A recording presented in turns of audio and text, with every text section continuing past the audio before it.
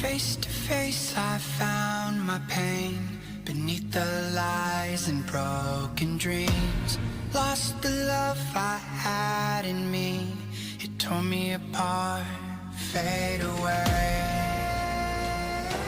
I felt so lost, but I held on to what I had.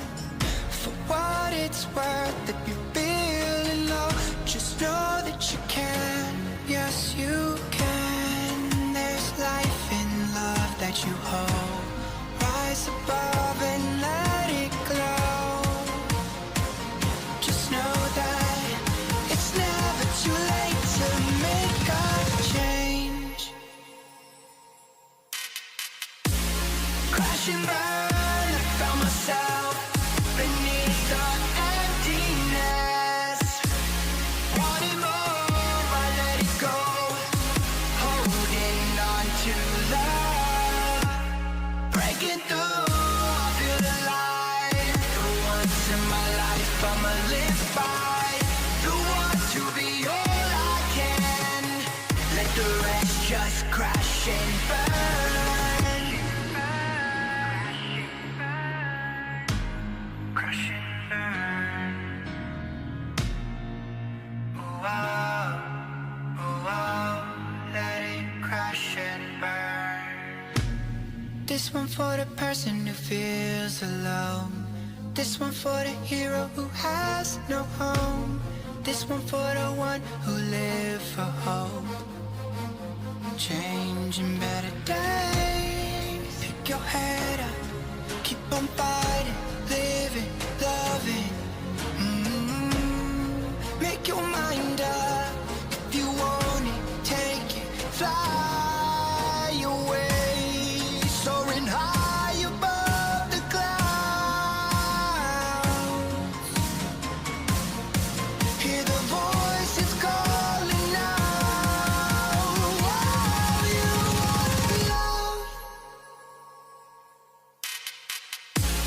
Crash and burn, I found myself beneath the emptiness. Make your mind up. Wanting more, I let it go. Holding on to love. Breaking through, I feel alive. For once in my life, I'ma live by the want to be all I can. Let the rest just crash and burn.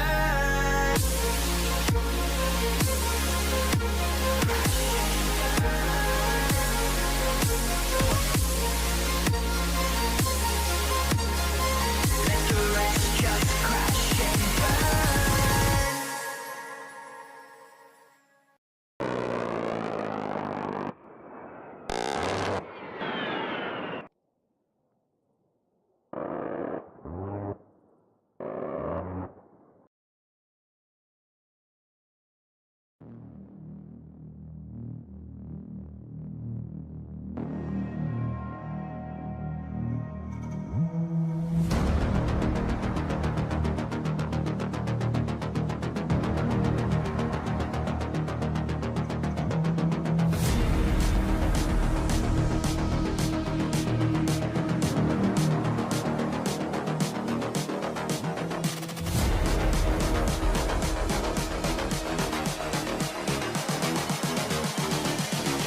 I just wish he knew.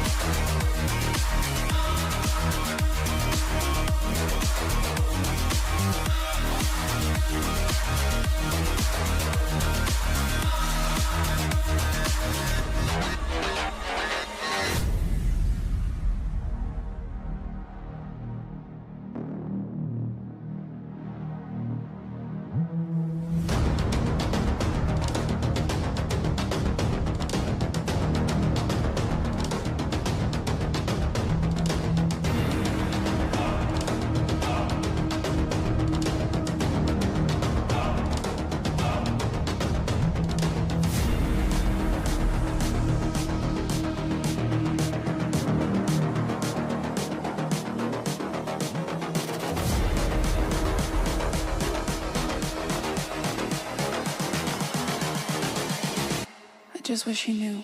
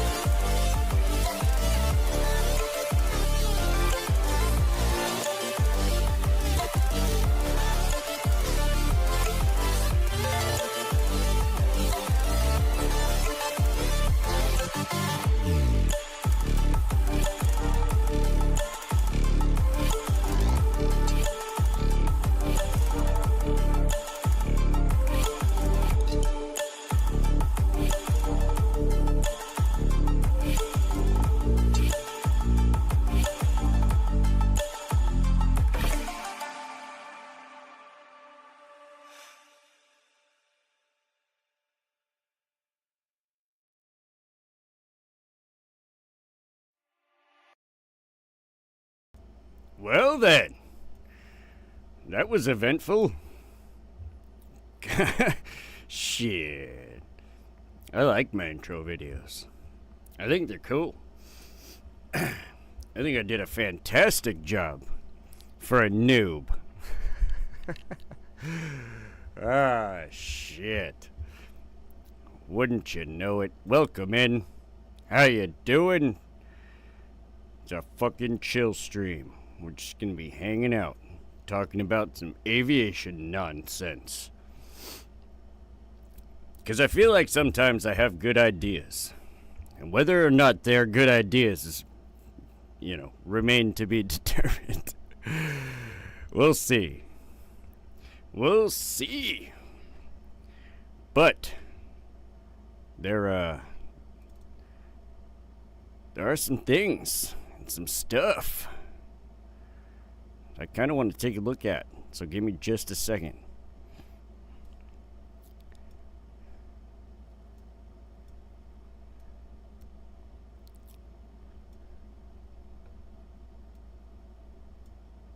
Oh, how do I not?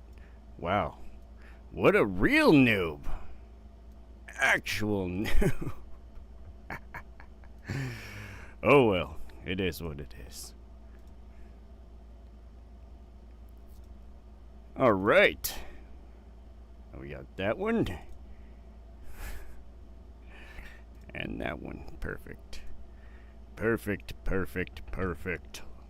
Let's fucking go. Anyways, so, as we all know, covered on my last chill stream, just started another business. An aviation business.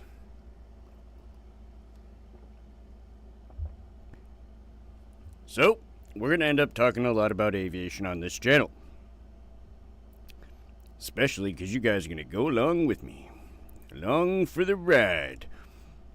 However, since it's going to be in Arizona, I got to acquire a property here really soon. Had my eyes on a couple. We'll see. See which ones I can get through escrow and actually get a hold of. And then I can plop down a nice little factory. Kinda. I mean, more like a workshop, I guess, than a factory. But eventually, it will be upgraded into a factory, not just a workshop. Because I don't intend to be doing this by myself. In fact, I would kinda welcome any competition to it, to be completely honest with you. I think this is the direction the world needs to go. No more cars. Oh. Let's all just fly around everywhere. Why the hell not?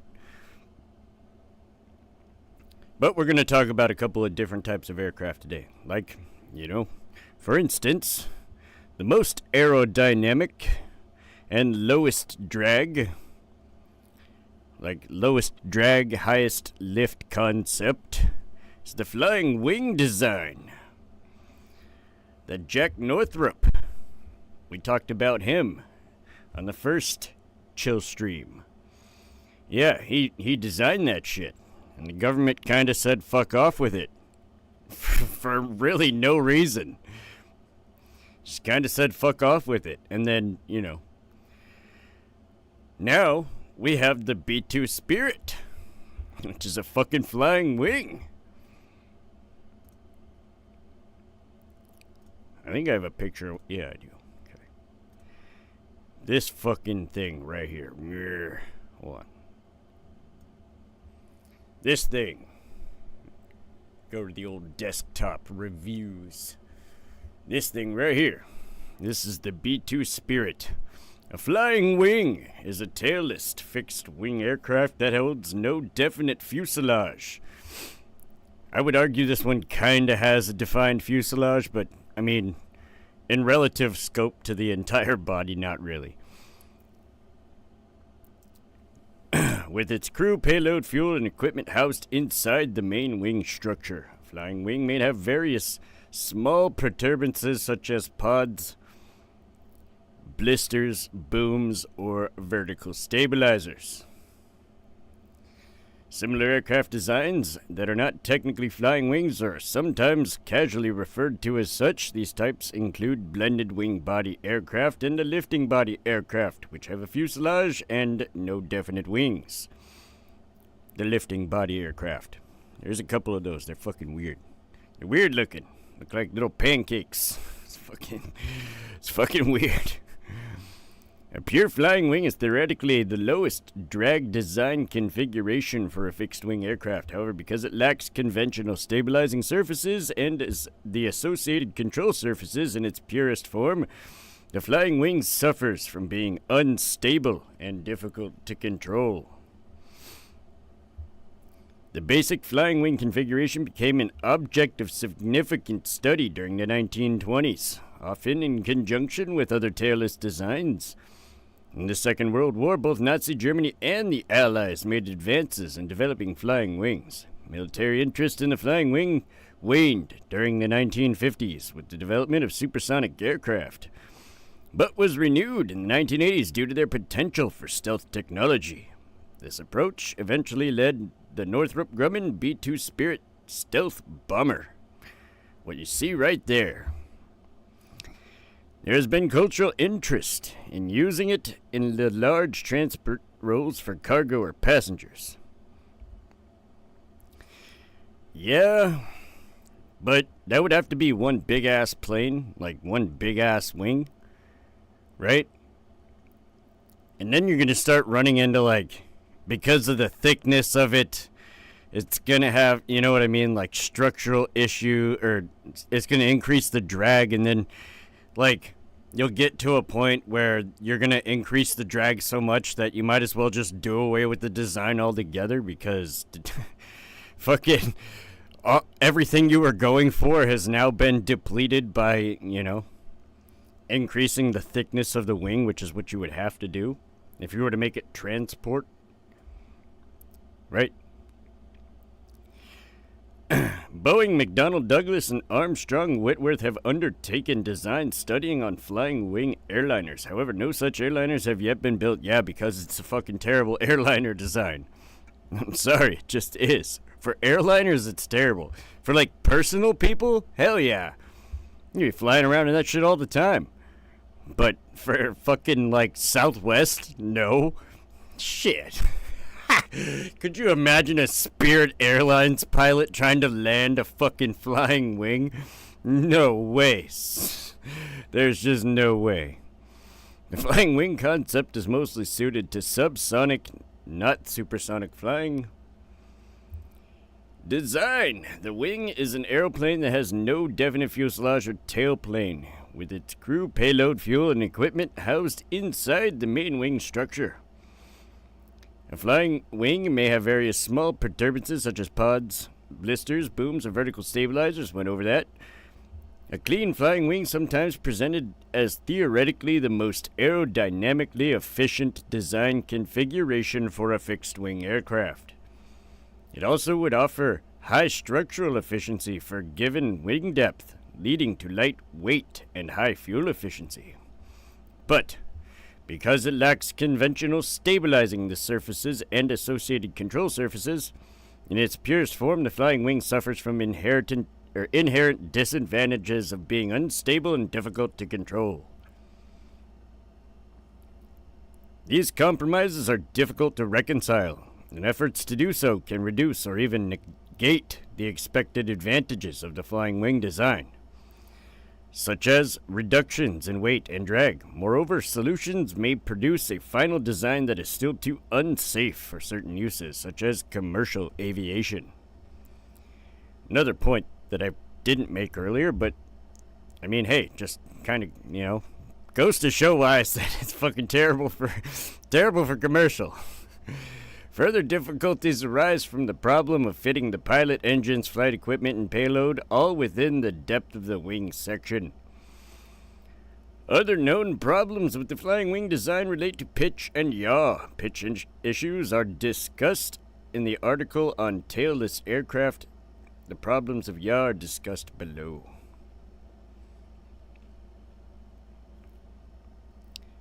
A wing that is made deep enough to contain the pilot engine, fuel, undercarriage, and all the necessary equipment will have an increased frontal area when compared with a conventional wing and long, thin fuselage.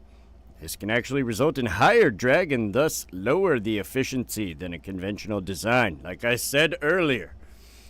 Typically, the solution adopted in this case is to keep the wing reasonably thin and the aircraft is fitted with all of the blisters, bubbles, and pods. The problem becomes more acute at supersonic speeds, where the drag of a thick wing raises sharply, and it's essential for the wing to be made thin. No supersonic flying wing has ever been built. Yeah, because it would rip to shreds. For any aircraft to fly without constant correction, it must have directional stability in yaw. Flying wings lack anywhere to attach an efficient vertical stabilizer or fin.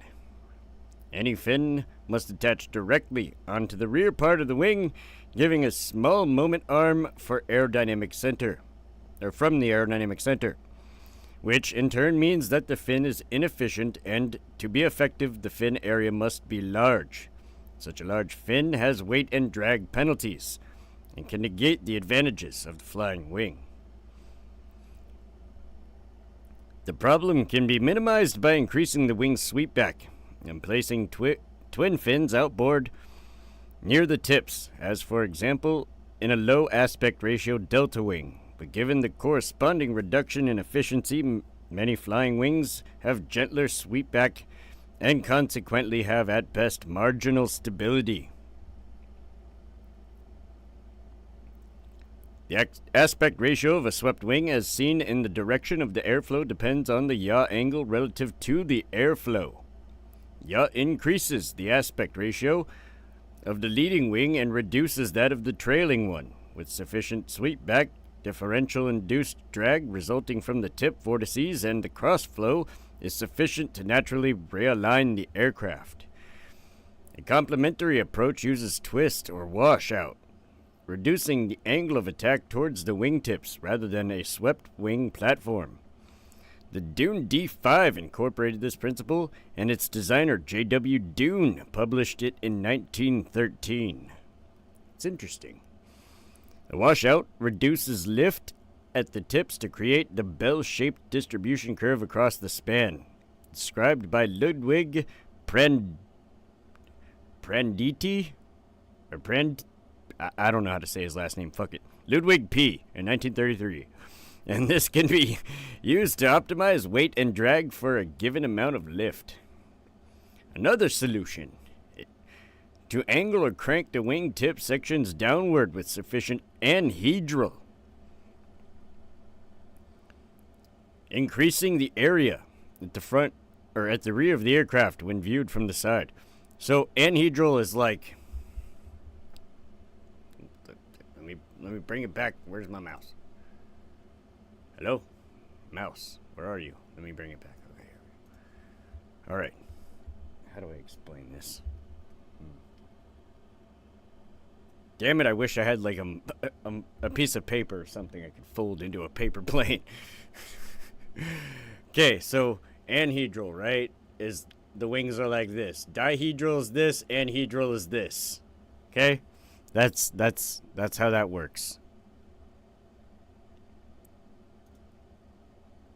Just for clarification. When combined with a sweepback and a washout, it can resolve in another problem. With a conventional elliptical lift distribution, the downgoing elevon causes increased induced drag that causes the aircraft to yaw out of the turn. Washout angles the net aerodynamic vector. Forwards the angle of attack and reduces, and in the extreme this can create a net forward thrust. The restoration of outer lift by the elevon creates a slight induced thrust for the rear section of the wing during the turn. This vector essentially pulls the trailing wing forward to cause proverse yaw, creating a naturally coordinated turn. In his 1913 lecture to the Aeronautical Society of Great Britain, Dune described the effect as tangential gain. The existence of proverse yaw was not proved until NASA flew its... Fuck, this guy's name. I don't know his last name. I don't know how to pronounce that. Prattle D. Tailless Demonstrator. Interesting. I don't know how to say that guy's fucking last name. That's throwing me off.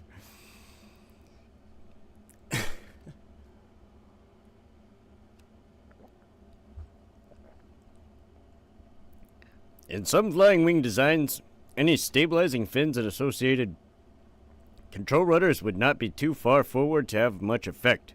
Thus, alternative means for yaw control are sometimes provided. One solution to control the problem is differential drag. The drag near one wing tip is artificially increased, causing the aircraft to yaw in the direction of that wing. Typical methods include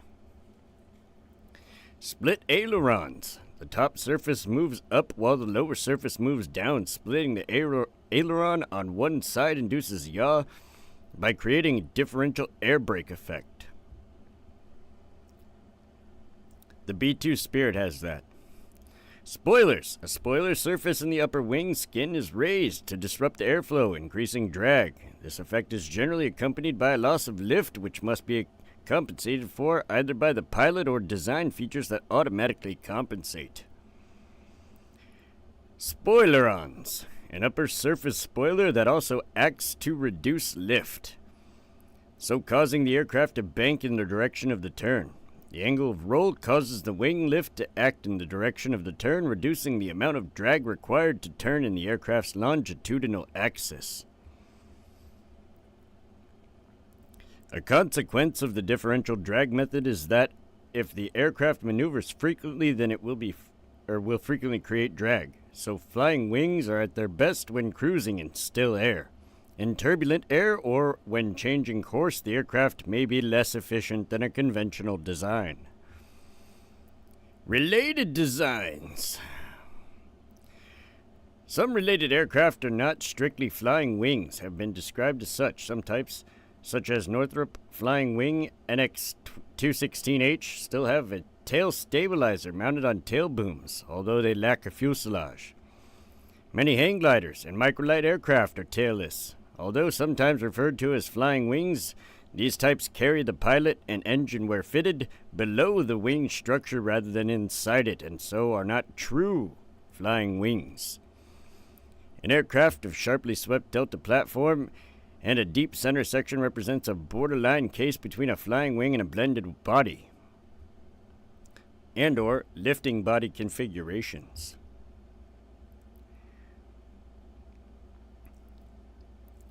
That's crazy.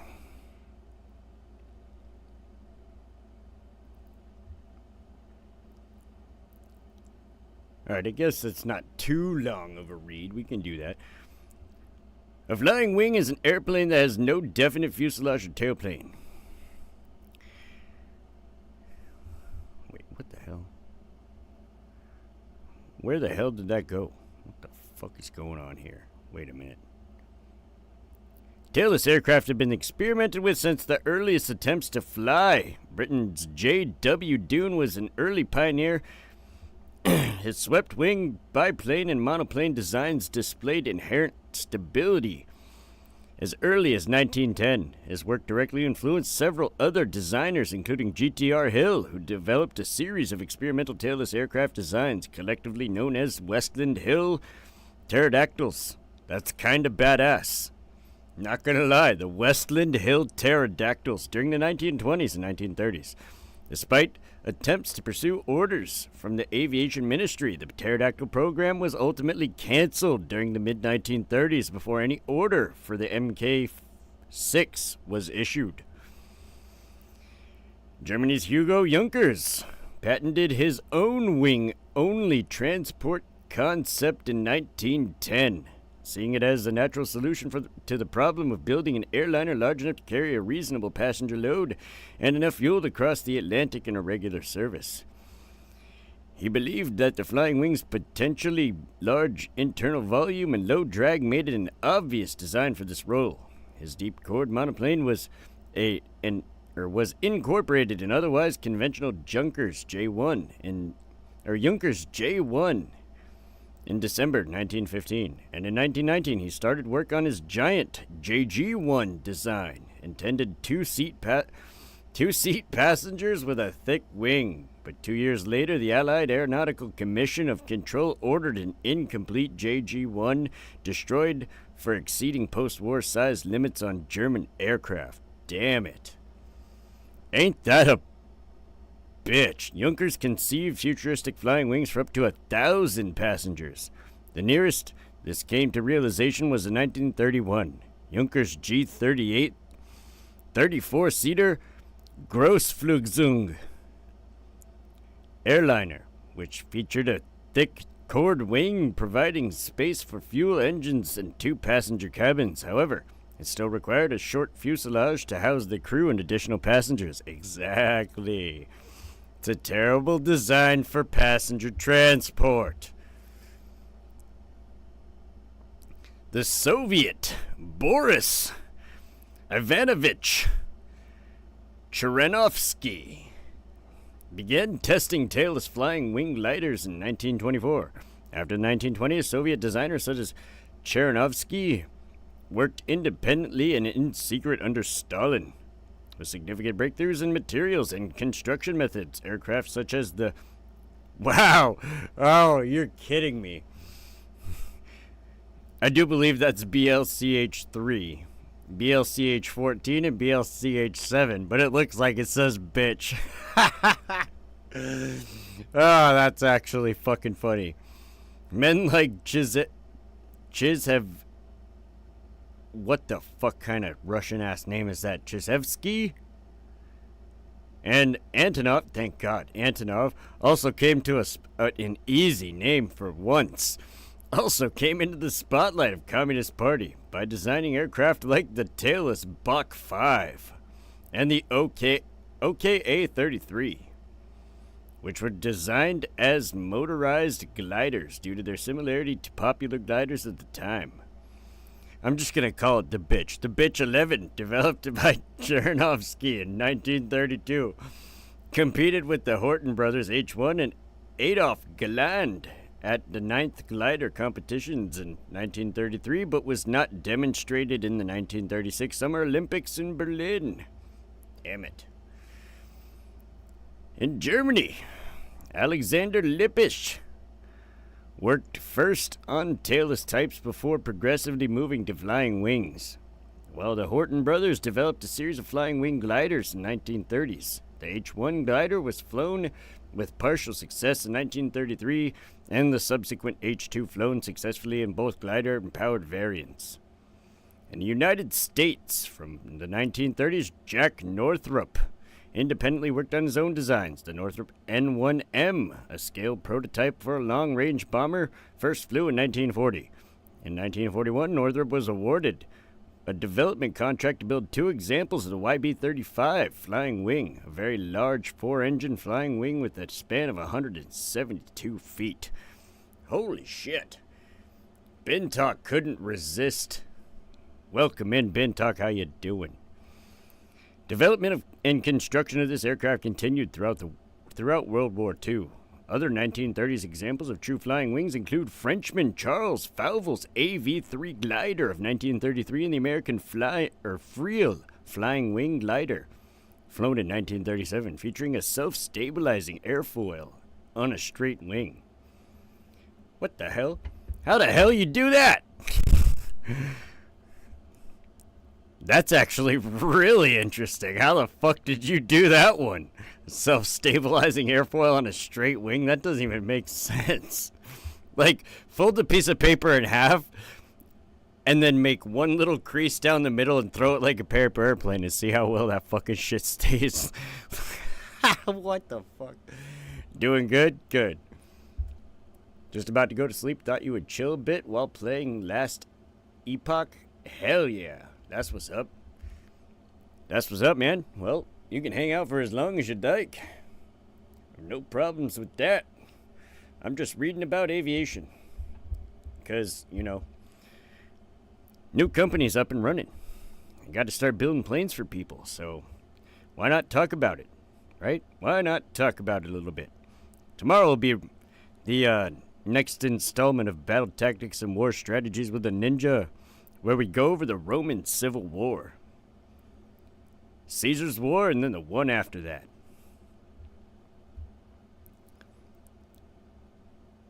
The War of Actium is what it is. During the Second World War, aerodynamic issues became sufficiently understood. Agree? Yeah, buddy.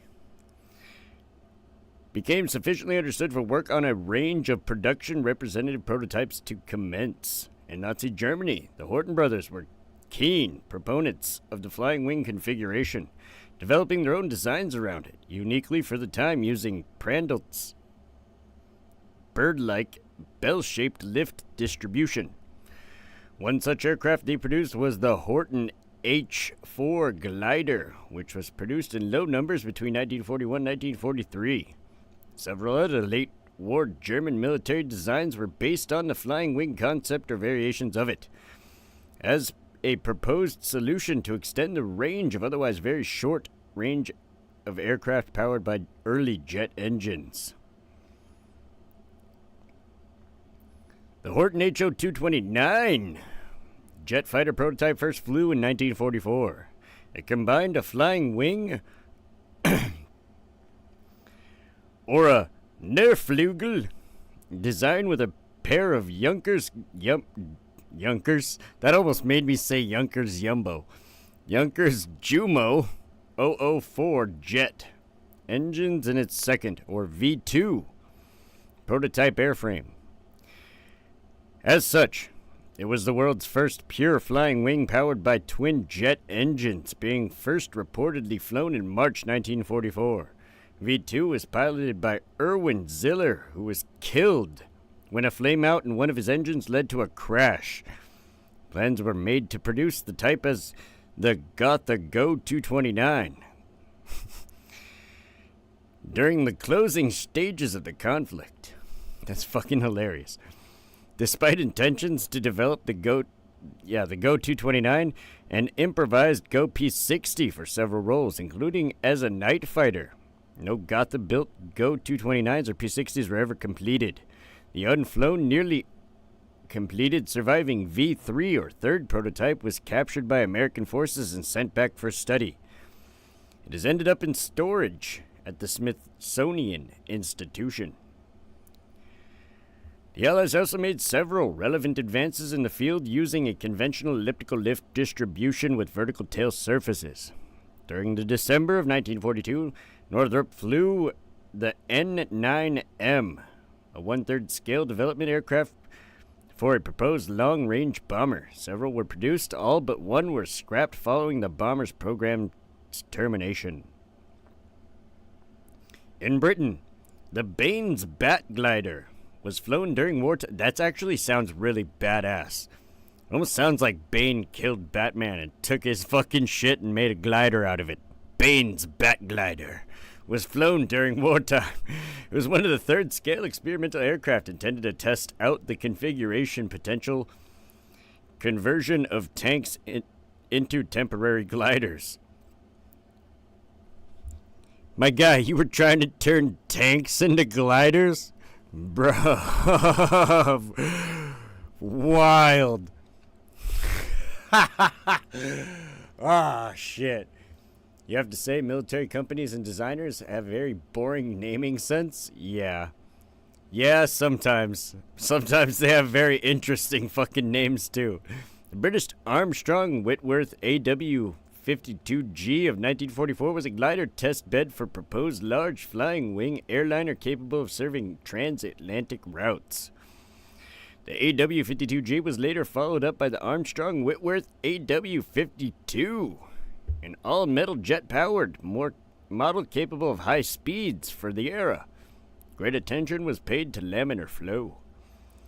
First flown on the 13th of November 1947, the AW-52 yielded disappointing results. The first prototype crashed without loss of life on the 30th of May 1949, the occasion being the first emergency use of an ejection seat by a British pilot. Damn.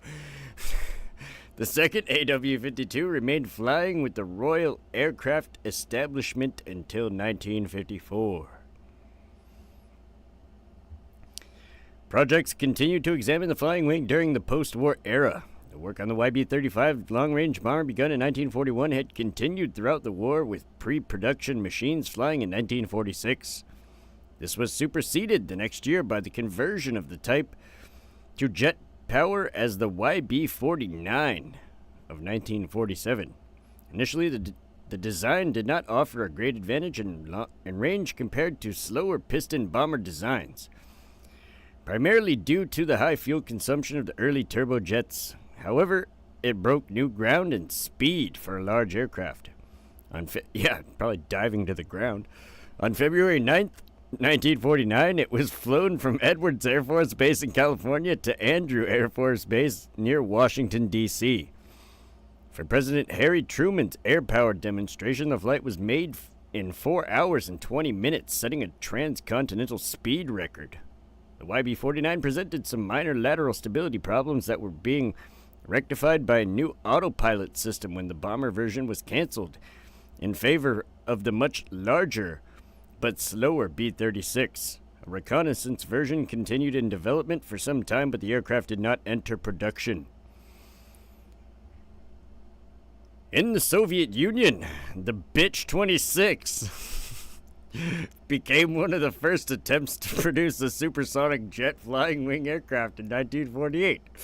Aviation author Bill Gunston referred to the Bitch 26 as being ahead of its time. Oh, I'm sorry I have to laugh at that. Damn it. However, the airplane was not accepted by the Soviet military, and the design died with Chernovsky. Well, you named it the Bitch. What do you think was going to happen? Several other nations also adopted to undertake flying wing projects. Turkey was one such country. The Turk Hava Kurumu Ukak Fabrikasi. Oh my god, that's fucking terrible. How do I have no idea. I probably butchered the shit out of that. Producing the THK-13 tailless glider during 1948. It was called bitch. Well, it's spelled B-L-C-H, but that L could also be a capital I, so it could be B-I-C-H, which just makes me laugh. It's like capital B, lowercase l, capital C, lowercase h, I think. But it could be capital B, capital I, capital C, lowercase h too. You never know. Airline companies are fucking weird, so it could totally be the Bitch. And I said earlier in the stream I was just going to read it as Bitch the entire time. Oh, shit. Multiple British manufacturers also explored the concept at this time. Early proposals for the Avro Vulcan, a nuclear-armed strategic bomber designed by Roy Chadwick, also explored several flying wing arrangements, although the final design had a fuselage. Yeah, because his name's Chadwick, and he realized that the plane needed a fucking fuselage if it was going to carry enough ordnance. There's been continual interest in the flying wing for large transport roles for cargo or passengers. Boeing, McDonnell Douglas, and Armstrong... Well, don't let Boeing do it. McDonnell Douglas and Armstrong Whitworth have undertaken design studies on flying wing airliners. None have ever been built. Following the arrival of the supersonic aircraft during the 1950s, military interest in flying wing was quickly curtailed, as the concept of adopting a thick wing accommodated the crew and equipment directly conflicted with the optimal thin wing for supersonic flight. Boom. You can't see the text on the screen, so you can't see the spelling. That would go over well. Yeah. Well, I mean, I'm not reading the text on my computer screen. I'm reading the text on my phone screen. So, Only I can see the text. Oh. Interest in flying wings renewed in the 1980s due to their potentially low radar reflection cross-sections. Stealth technology relies on shapes that reflect radar waves only in certain directions, thus making the aircraft hard to detect unless the aircraft receiver is at a specific position relative to the aircraft. A position that changes continuously as the aircraft moves. This approach eventually led to the Northrop Grumman B-2 Spirit, the plane that is on screen currently, a flying wing stealth bomber. In this case, the aerodynamic advantages of the flying wing are not the primary reasons for the design adoption. However, modern computer-controlled fly-by-wire systems allow for many of the aerodynamic drawbacks of the flying wing to be minimized, making for an efficient and effectively stable long-range bomber. Due to the practical need for a deep wing, the flying wing concept is mostly adopted for subsonic aircraft. There's been continual interest in using it for a large transport role where the wing is deep enough to hold cargo or passengers. But it's inefficient and defeats the fucking purpose. Right? Since the end of the Cold War, numerous unmanned aerial vehicles featuring the flying wing have been produced. Nations have typically used such platforms for aerial reconnaissance, such as UAVs, including Lockheed Martin RQ-170 Sentinel and the Northrop Grumman Tern. Civilian companies have also experimented with UAVs, such as Facebook Aquila, the atmospheric satellites. Various prototype unmanned combat aerial vehicles have been produced, including the Dassault Neuron, which is spelled lowercase n, capital Euro, lowercase n. The Sukhoi S-70, Okhotnik B, the DRDO Gatak, the DRDO Swift, and the BAE Systems Tyrannus. Fucking crazy shit. Speaking of Dassault, I don't think Dassault made, I don't think Dassault made this. The Rafale? I don't think the Dassault made the Rafale. They might have. This might be a Dassault aircraft. The Rafale, which is not a flying wing, right? Looks like it could be with a little bit of a fuselage flying wing, but this is actually considered a delta wing concept. This is a delta wing.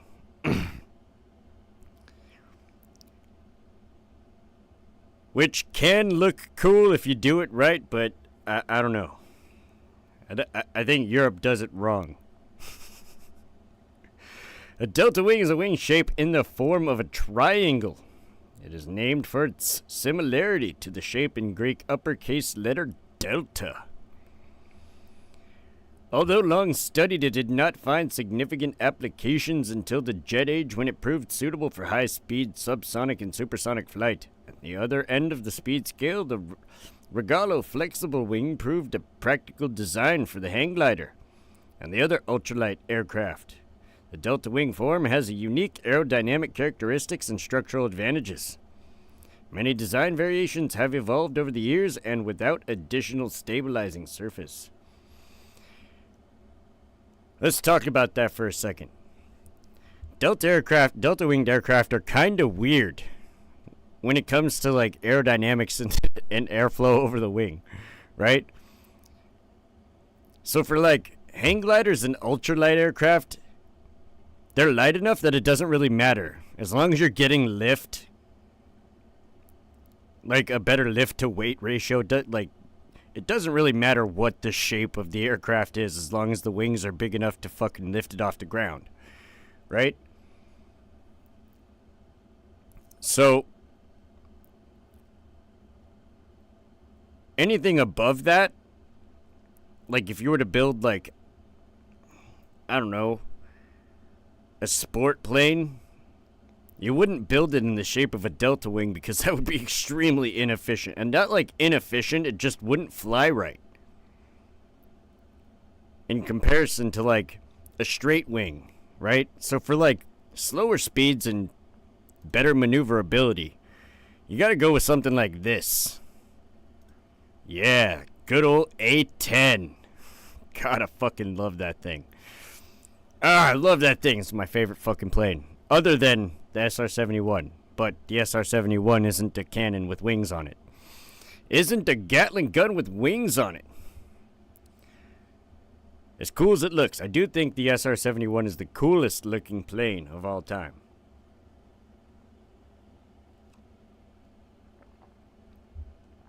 And ammo-wise for the military, yeah. Ammo-wise? Yeah, exactly.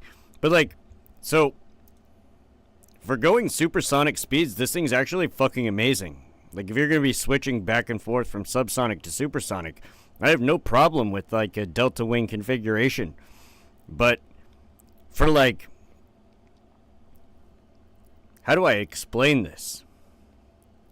Shit, within a certain speed range, right? You have a certain speed range that's, like, when you're too heavy, that speed range, it's fucking terrible. Because you have to be going faster, you know, the heavier you are, the faster you have to be going. So, for a delta wing aircraft to be able to carry everything that you would need it to carry, right? It's going to have to be propelled by a pretty fucking strong engine. That thing's going to have to be able to reach supersonic speeds, which is actually where it handles better. But for like something that's more maneuverable, probably I would have to go with the A10 is probably more maneuverable. And the reason I say that is, how many Red Bull air racing pilots do you see flying one of these motherfuckers? You don't. They fly straight wing like light sport aircraft with massive engines. It's actually kind of badass to watch. The Red Bull air races are fucking epic, dude. Those pilots pull like 11 Gs sometimes doing the turnaround. It's fucking nuts. Delta wing would make a great stealth scout transport to remote drop a spy. Yep. Well, I mean, that's the same kind of concept, or I guess why they went with like a mixed delta wing / flying wing design for the F-117 Nighthawk. Another pretty badass plane, but God, was it god awful to fly in. Every time I've heard somebody talk about it, they're just like, man, that thing was unstable as a mother. Impossible to fly without a computer adjusting for, you know, like all the minor adjustments you'd have to make. The long root chord of a delta wing and minimal area outboard make it structurally efficient. It can be built stronger, stiffer, and at the same time lighter than a swept wing of equivalent aspect ratio and the lifting capability. Because of this, it is easy and relatively inexpensive to build. A substantial factor in the success of the MiG-21 and the Mirage aircraft series. Or the Rafale. Its long root chord also allows a deeper structure for a given airfoil section. This both enhances its weight-saving characteristics and provides greater internal volume for fuel and other items. Without a significant increase in drag, however, on a supersonic designs, the opportunity is often taken to use thinner airfoil instead in order to actually reduce drag. So, one of the things that I do think is a benefit, though, of a delta wing design is these little canards right here, these front wings, right? Those are your elevators. That's basically what you would normally have on the tail. So it's like having a front-wheel drive car versus a rear-wheel drive car. Just handles a little bit better, you know? Doesn't have that, like, slip. It's weird.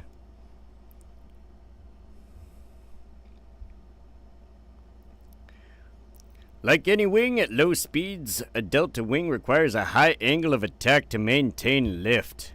Yup. It's exactly why the Concorde, I have a picture of the Concorde, this thing. Yeah, we all love this thing. I don't think these fly anymore. In fact, I know they don't fly. There might be one. I could be wrong. There might be one. But I'm pretty sure this thing doesn't fucking fly anymore. You would use it for that? Hell yeah. So perfect for a personal business travel plane. You fly with yourself with all your paperwork? Yeah, exactly.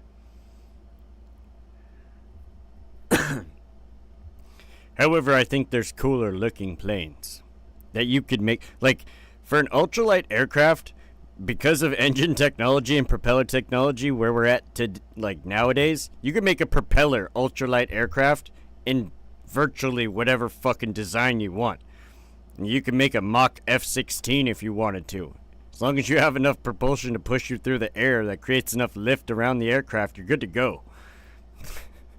Like, I've seen some pretty crazy shit that people have like built themselves, just random home-built experimental airplanes that are just like, what the fuck? That thing flies? What the hell? Ugh. Crazy. Alright, whatever. Fuck. Some people are nuts. I'm not trying to reinvent the wheel here. However, I do have a concept, right? And we'll get into that a little bit later. But for the ultralight vehicles that I'm building, right? They're going to have vertical lift, vertical takeoff. So you don't need a runway, right? Like, you can use a runway if you wanted to, like, fuck, why not? But you don't need it. It's like an F-35. Just straight up, straight down like a helicopter. But it's a plane. But I have an idea for that. And for that, I might actually have to use a delta wing configuration. But we'll get into that later. We will get into that later.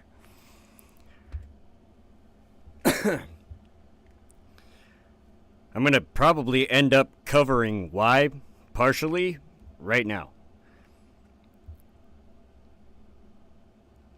Ordinarily, this flow separation leads to a loss of lift known as a stall. However, for sharply swept delta wing, as air spills up around the leading edge, it flows inward to generate a characteristic vortex pattern over the upper surface. The lower extremity of this vortex remains attached to the surface and also accelerates the airflow, maintaining lift. For intermediate sweep angles, a retractable mustachio,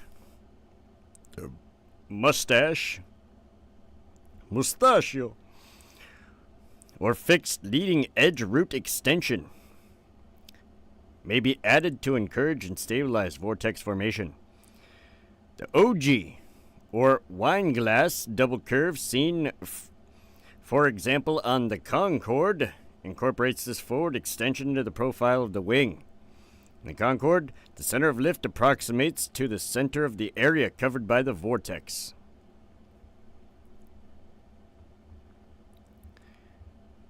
The wine glass double curve they're talking about is the wine glass double curve. It's convex and concave. Yeah, concave and convex. You would use it for that? How does it lower? Like a helicopter anywhere? Yeah, basically. Okay, so I guess technically it's like a half of a helicopter and half of a plane, right? But not like you would think. Not like the military ones, because I think those are fucking ugly as shit. And the one I designed actually looks kind of cool. I still have to build it, right? But per all the math, everything should work out. Should have no problem. Like, it's going to be a little heavy, but that's okay. I've compensated for that.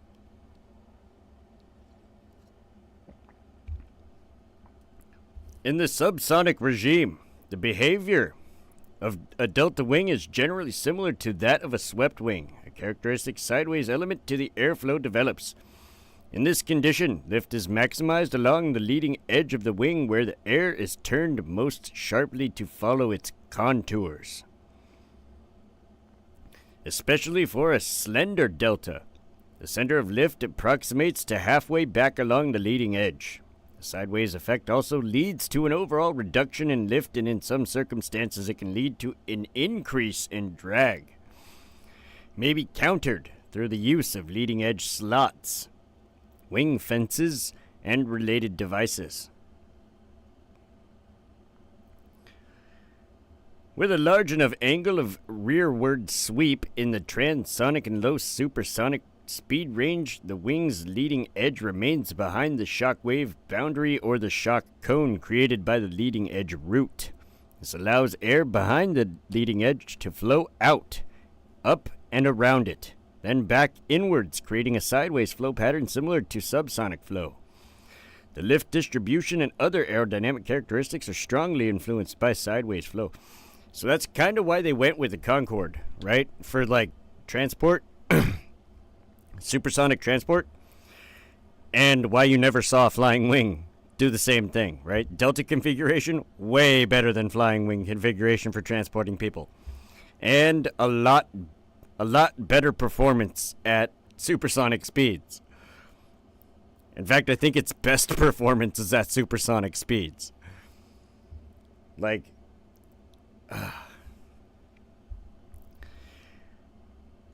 I kind of hate that it's the fucking one of the better wing configurations for faster flight because it just looks so shitty.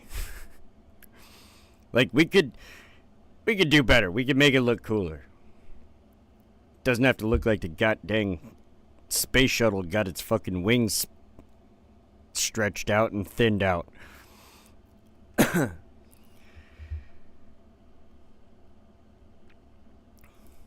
The rearward sweep angle lowers the airspeed normal to the leading edge of the wing, thereby allowing the aircraft to fly at high subsonic or transonic or supersonic speeds, while the subsonic lifting characteristics of the airflow over the wing are maintained.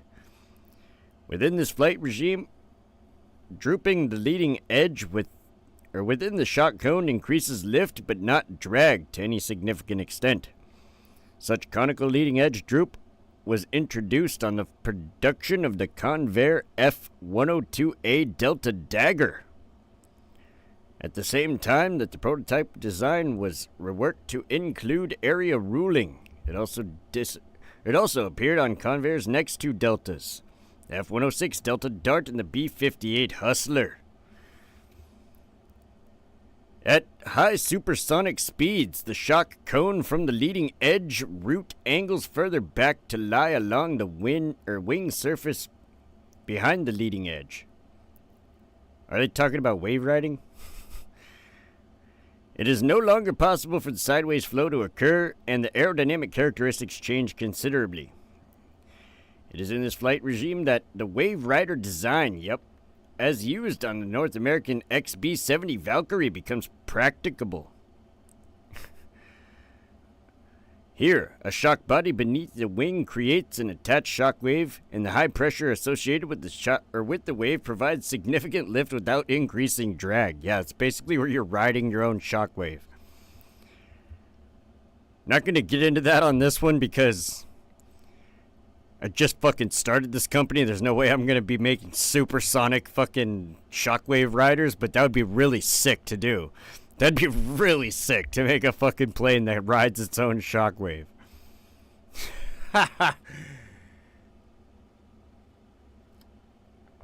It does. It does look like that. If you paint it gray with a shine, I would mistake it for a seal. Yup, especially with the way the fucking nose comes down. Because the nose on the Concorde, like, it tilts like this. So it fucking, when it's like landing, it's like a fucking crane. Looks ridiculous.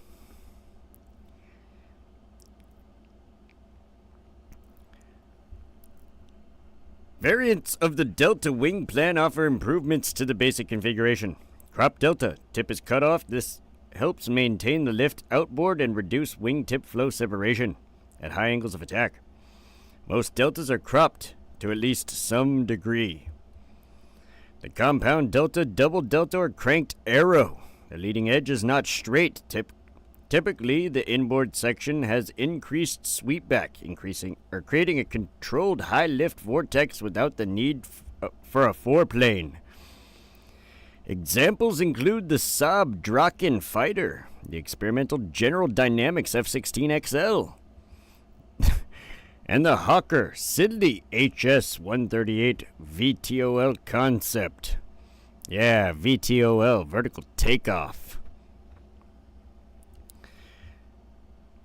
The OG Delta, used on the Anglo-French Concorde supersonic airliner, is similar, but with the two sections and cropped wingtip merged into a smooth OG curve. Tail Delta adds a conventional tailplane to improve handling, common on Soviet types. MiG-21.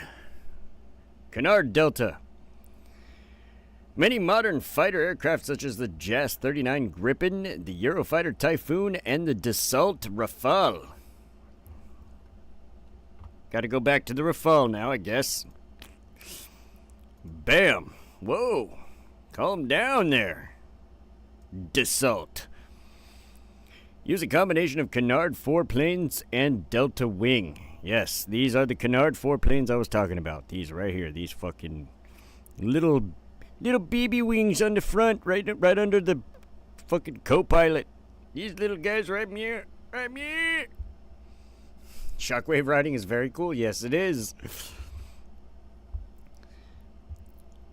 Like other tailless aircraft, the tailless Delta Wing is not suited to high wing loads and requires a large wing area for given aircraft weight. The most efficient aerofoils are unstable in pitch, and tailless type must use a less efficient design and therefore a bigger wing. Using a less efficient aerofoil which is inherently stable, such as symmetrical form with zero camber or even reflex camber near the trailing edge.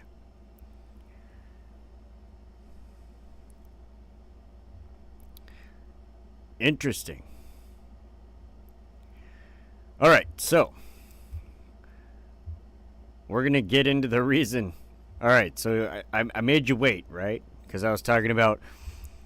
So, keep this image in your head, okay? This same kind of image right here, because canarded Delta is like one of the better Delta Wing configurations. Just chop this ass end off, because it looks ugly as shit. Could have just extended the fucking wings all the way back and widened the wingspan. But they didn't. However, there's a very interesting ass looking plane that I found the other day that I was like, what the fuck is this thing? What the hell is this ugly ass motherfucker called the Bell X-22? Right? But I want you to keep this Delta Wing design in mind, okay? Bam! Bell X-22. What the fuck is that weird ass looking thing? Look how big the fucking tail is on that thing. Jesus. Yeah. So this fucking thing, right? The Bell X-22 is an American V-stall airplane with 4 tilting ducted fans. Tilting ducted fans. Okay, that's what this is. This is a tilting ducted fan. And big 4-ass things on the side. Kind of make it look like fucking something out of Halo. You got it? Takeoff was to selectively occur with the propellers tilted vertically upwards, or on a short runway with the nacelles tilted forward at approximately 45 degrees. Additionally, the X-22 was to provide more insight into tactical application of vertical takeoff troop transports such as the preceding Hiller X-18 and the X-22's successor, the Bell XV-15. Another program requirement was true airspeed and level flight of at least 525 kilometers or 326 miles per hour or 283 knots. The X-22 is not a prototype of the V-22 Osprey, although it was a part of the development of tilt-rotor aircraft and Bell's work in this field of study. The V-22 Osprey is those military fucking helicopter planes with the tilting fucking double rotors that are flying all up and down the coast of California all the time. And they're ugly as shit. That's why I don't have a picture of one, because I don't want that ugly ass shit on my phone. But this thing kind of actually looks cool. Like, I'm not gonna lie, if it wasn't for that big old BBL on the back of this motherfucker, this thing would look pretty sick.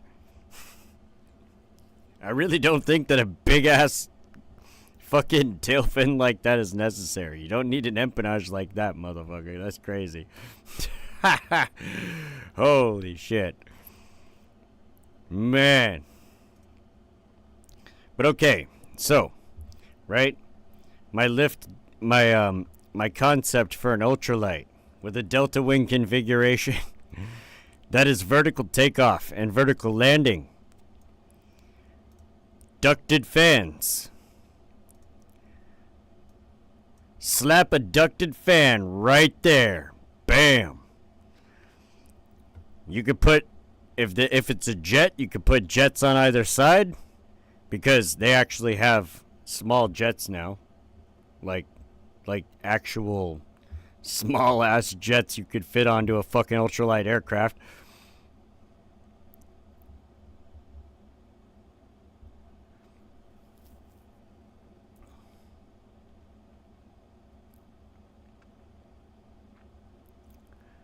Yeah, you can buy some crazy shit. You can buy some crazy shit online. Anyways, so, ducted fan right there. Just bam. Center of the fucking plane. You just lift straight up like a helicopter. And then, you either fucking forward, you know, whatever your fucking propulsion is. You could have a push propeller or a fucking, you know, pulling propeller, or however the fuck you wanted to do it. If you wanted a propeller plane or if you wanted a jet plane, either way, it doesn't matter. Right? You can put the jets on the side. You got propulsion towards the back, pushing you forward. You got lift coming from the fucking ducted fan, pushing you down. And it looks something like this. Or even this. Which is not necessarily delta wing, right? But it is still. It does have this big-ass fan in the center that fucking opens up and blows air downward. The graph for it. F-35, air intakes, drive shaft, roll ducts, and it also fucking, so the lift fan, Rolls-Royce lift fan, yeah, buddy. And then, you know, obviously the jet in the back is fucking thrust vectoring, so it can just aim straight-ass down. But, yeah. Something like this is not hard to design. It's really not a hard concept to design. You could put it in something like this, and I'm kind of surprised that European aviation companies, right, European defense contractors, haven't done that already. To be completely honest with you, I'm really surprised they haven't thought of that, or if they have, why they haven't done that, because you could put the same kind of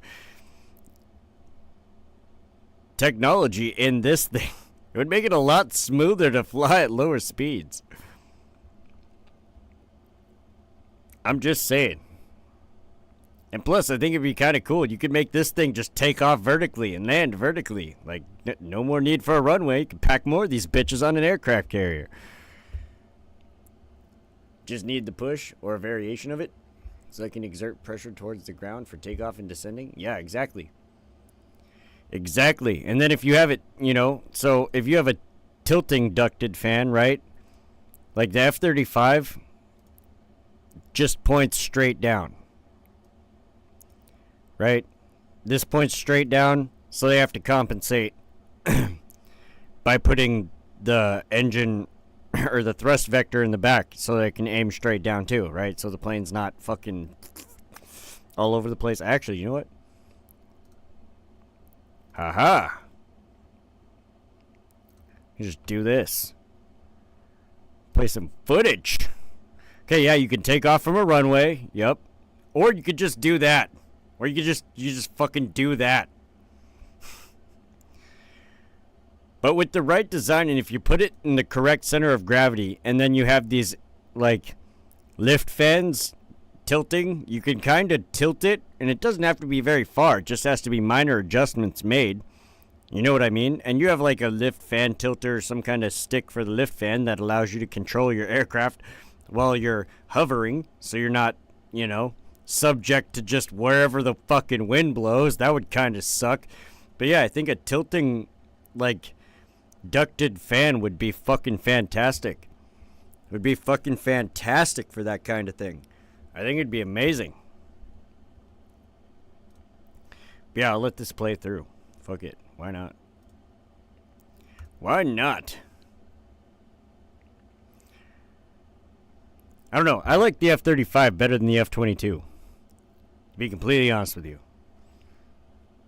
To be honest, if all goes well, it's a lot safer to descend than a regular airplane landing along a runway and lowering land wheels. Yeah, it is. That's one of the main reasons I was thinking about it as a concept. Because that, like,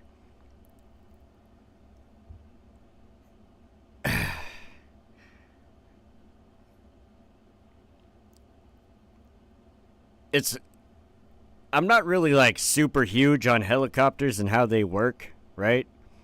Like, I get a general understanding of how helicopters work. But they have this bar, right? The elevator that determines the fucking rotor speed on how fast the blades are going, so you go up and go down. You know what I mean? That's how they adjust the height. You have the same kind of thing for your fucking fan. You know what I mean? Just like the higher you pull it up, it's like putting your lawnmower on, like, rabbit opposed to turtle. You know what I mean?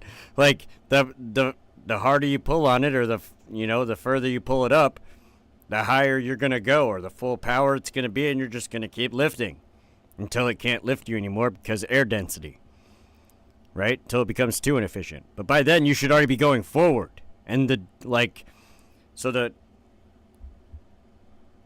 way the ducting fan will work,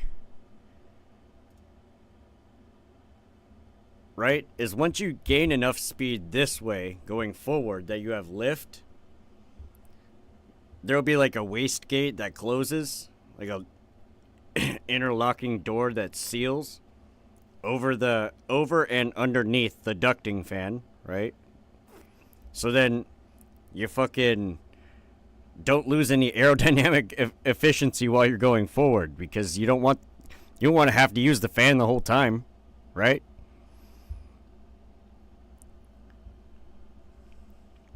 And if it's an electric powered fan, well, shit. Check that shit out. And you can fucking, you're not wasting gas taking off and landing.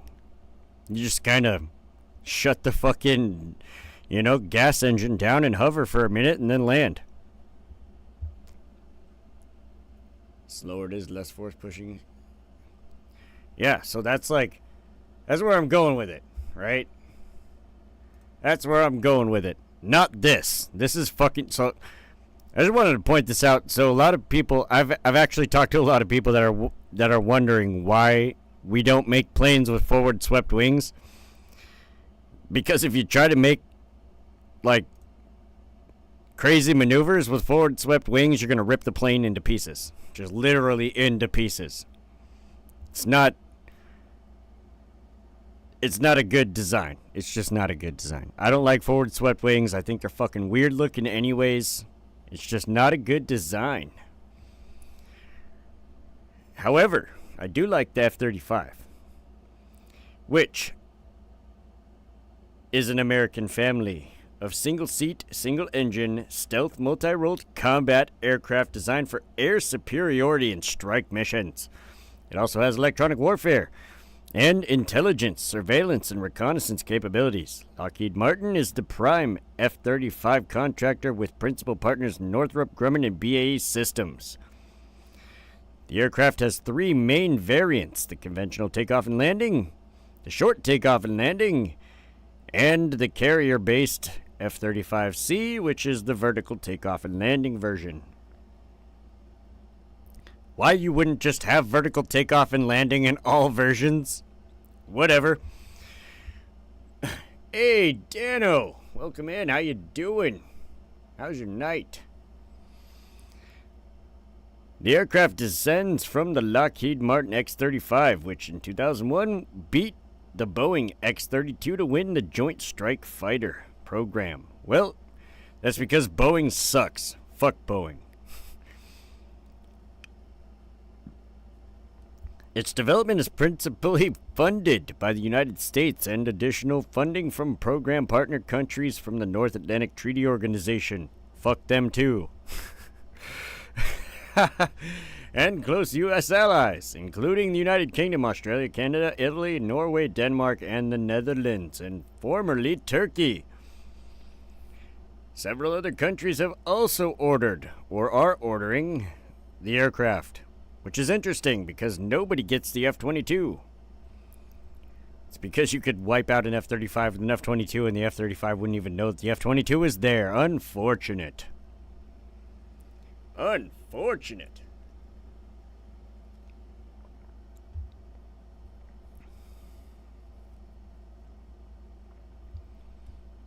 The program has drawn criticism for its unprecedented size, complexity, ballooning costs, and delayed deliveries. The acquisition strategy of concurrent production of the aircraft while it was still in development and testing led to expensive design changes and retrofits. The F-35 first flew in 2006 and entered service with the United States Marine Corps F-35B in July 2015, followed by the U.S. Air Force F-35A in August 2016 and the U.S. Navy F-35C in February 2019. The aircraft was first used in combat in 2018 by the Israeli Air Force. The U.S. plans to buy 2,456 F-35s through 2044, which will represent the bulk of the crewed tactical aviation of the U.S. Air Force, Navy, and Marine Corps for several decades. The aircraft is planned to be the cornerstone of NATO and U.S. allied air power and to operate until 2080. Yeah, right. Let's be fucking real. Sleep soon, but here to listen for a bit. Hell yeah, that's what I'm talking about. That's the same thing Bentok said. Exactly, yep. That is exactly the same thing Bentok said. That's fucking funny. That's awesome. But I don't think the F-35 is going to be here. Be still relevant in 2080. That's fucking crazy. That's crazy to me. It ain't going to be the same F-35 that we have now if it is. That shit is... No. No. Not if I have anything to say about it. Goddamn, I'll make that thing irrelevant real soon. Give me enough money, I'll design a fucking plane fucking makes that thing look like a pile of shit. The F-35 is a family of single-engine supersonic stealth multi-role fighters, the second fifth-generation fighter to enter U.S. service, and is the first operational supersonic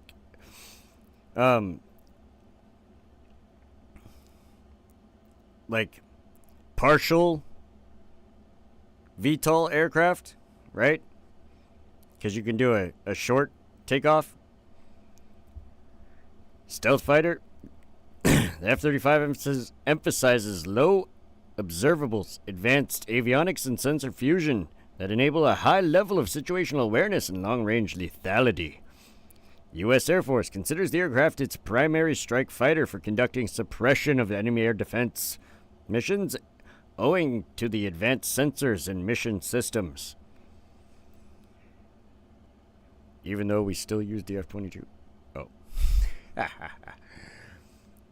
Next step, magnets and riding shockwaves with magnets.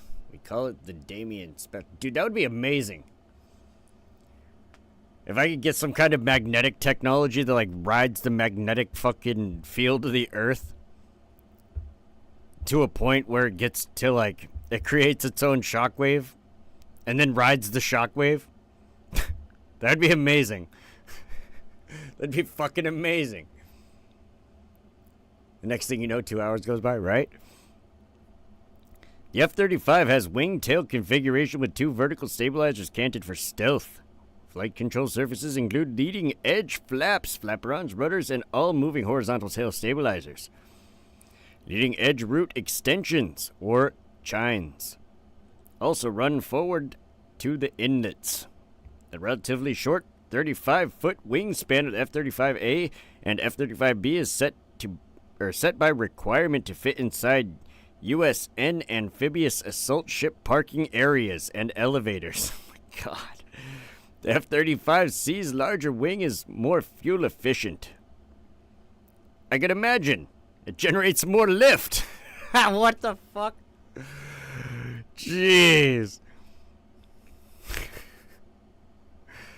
The fixed diverterless supersonic inlets, or DSI, used a bumped compression surface and forward swept cowl to shed the boundary layer of the forebody away from the inlets, which form a wide duct for the engine. Structurally, the F-35 drew upon lessons from the F-22. Composites comprised 35% of the airframe's weight, with the majority being bismaleimide? I'm not a chemist.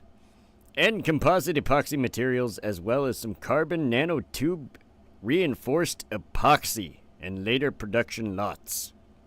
Interesting. Jeez. The F-35 is considerably heavier than the lightweight fighters it replaces, with the lightest variant having an empty weight of 29,300 pounds. Holy shit. Much of the weight can be attributed to the internal weapons base and the extensive avionics carried. Just throwing that out there. Most of the work being done when the F-35 is hovering is being done by the fucking induction fan. That's blowing shit downward. That's 29,300 pounds. That's fucking a lot of goddamn lift out of a fan.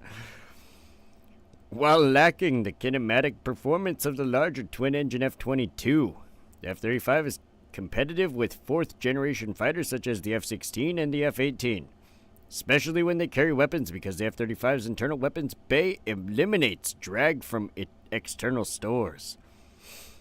Yeah, internal weapons bays were the way to go. I'm not gonna lie. A smooth out. You know, I always wondered that. Like, back when I was fucking younger, I always wondered how the fuck military planes flew with all them fucking ordnance under the wings fucking up the airflow. Obviously, I understand why now, but still, like, that shit's a trip. I'm like, how did y'all not come up with internal weapons bays back in the day? That's fucking nuts. This is cool. I was just listening to something about theories of ancient flying technology from some discoveries in Egypt. Oh, shit. Dano, I might need you to fucking DM that to me on Discord. I like that shit. Ancient flying shit. Yup, down for it. I'll read that shit or watch that shit all day long. Man. Cause like they had like blimps and shit and like balloons in the 1700s. The first manned flight was back in the fucking 1700s, I do believe. It was a long time ago. We've been up in the air for a minute. Could you imagine being the first person taking off in a hot air balloon? Just like, yep, I'm subject to wherever the wind is going. Fuck all that noise. I'm not down for hot air balloon rides. I'll fly in a plane. Hot air balloon? No, thank you. Nope. Not putting me in a basket in the sky. Fuck that. Let's see. Damien will design a craft based off ancient Egyptian technology, and men in suits will come and disappear him. Yeah, right. Bintalk, I think you're forgetting. Hold on. Hold on now. Hold up. I think you're forgetting. I'm the ninja. First off, let them come. I welcome any and all challengers. Let this be put on the record. any of those bastards do show up, they're not leaving. I decide. You come into my world, and I decide. Just throwing that out there. I didn't spend most of my life practicing martial arts and parkour and how to master just about everything I could pick up as a weapon, like Jackie fucking Chan. For literally over 3/4 of my life, I've been doing this shit. Bring it on, motherfucker. Bring it on. Not only that, I study military tactics and strategies. Bro, like, I got the home field advantage. You really want to show up on my shit? I don't think so. They only go after weak scientists. They can't go after a ninja. Yeah, only Damien can disappear Damien. And you know what? Being a ninja, if I disappear, that's probably something you should fucking look out for. You probably want all eyes on the ninja, because if the ninja disappears, some shit's probably going to go down. Damn it. At any rate, all variants have a top speed of Mach 1.6 attainable with full internal payload. Pratt & Whitney F-35 or F-135 engine gives good subsonic acceleration and energy with supersonic dash in the afterburner. The F-35, while not a super cruising aircraft, can fly at Mach 1.2 for a dash of 150 miles with afterburners. This ability can be used in battlefield situations. The large stabilators, leading edge extensions and flaps, and canted rudders provide excellent high alpha characteristics, with a trimmed alpha of 50 degrees. Nailed it. Relaxed stability and Tripex redundant fly-by-wire controls provide excellent handling qualities and departure resistance. Having over double the F-16's internal fuel, the F-35 has considerably greater combat radius, while stealth also enables it to be more efficient mission flight profile. Let's go! The F-35's mission systems are among the most complex aspects of aircraft. The avionics and sensor fusion are designed to improve the pilot's situational awareness and command and control capabilities and facilitate network-centric warfare. Key sensors include the Northrop Grumman AN APG-81 active electronically scanned array radar, BAE systems, Barracuda electronic warfare system, Northrop Grumman Raytheon AN AAQ-37 electro-optical distributed aperture system. Nailed it! Holy shit! That's a fucking mouthful. Lockheed Martin AN AAQ-40 electro-optical training system and Northrop Grumman AN ASQ-242 communications, navigation, and identification suite. Or CNI. The F-35 was designed for its sensors to work together to provide a cohesive image of the local battle space. For example, the APG-81 radar also acts as a part of electronic warfare system. Let's go. Eat that radar EMP, bitch. Oh. Much of the F-35's software was developed in C and C++ programming languages, while 8883 code from the F-22 was also used. The Block 3F software has 8.6 million lines of code. Where's Jeremy when you need him? Talking about all of his fancy computer stuff. He'd probably be interested in this shit. The electrical side of the F-35. See, this is why I tried to convince him in chat the other day. Damn it, you need to start streaming.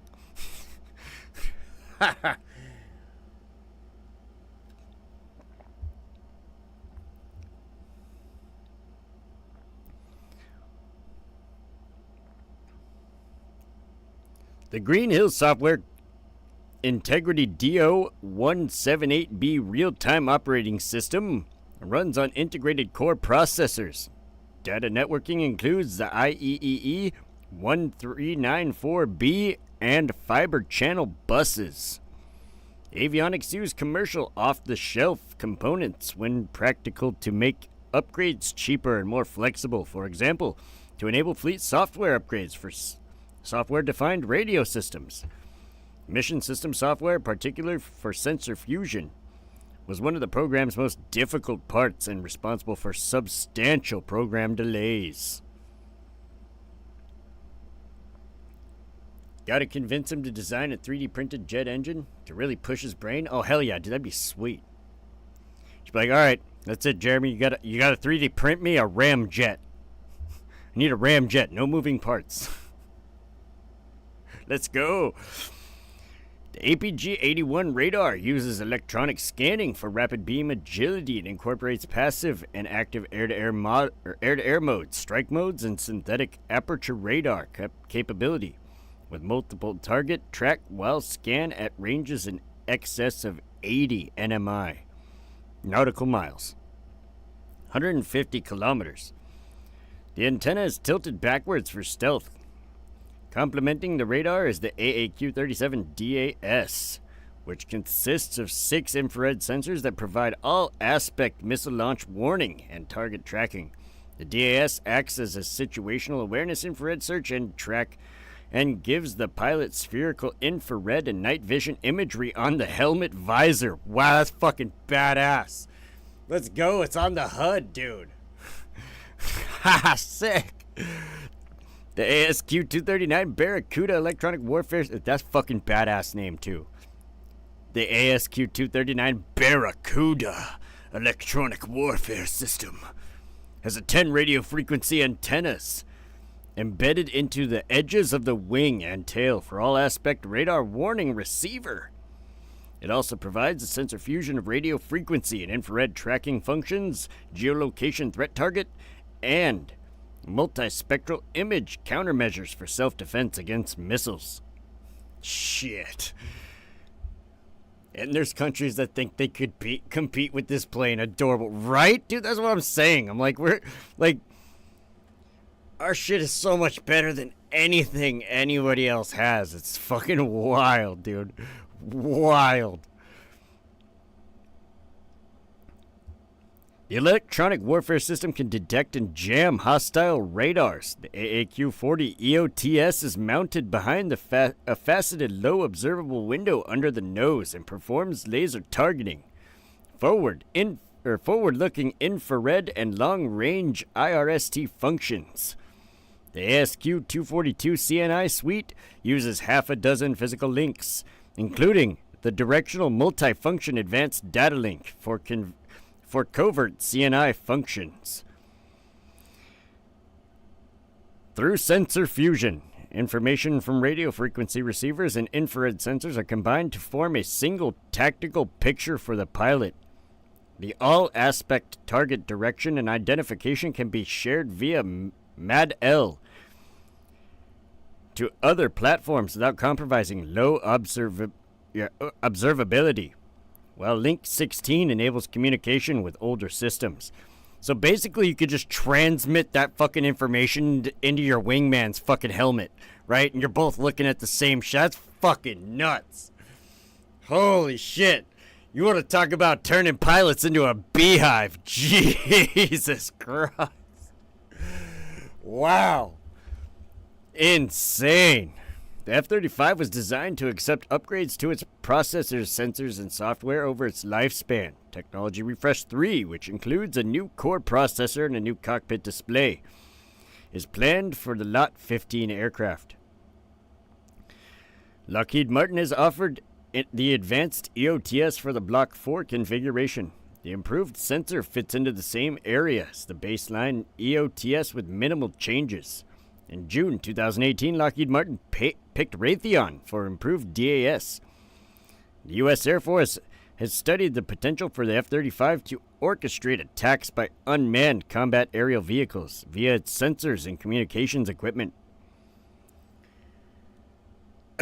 Just remote flying the F-35 like, yep, some dude in a basement just on his computer.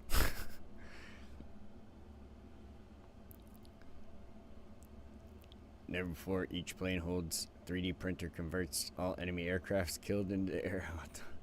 Attack drones in midair. That would be pretty badass.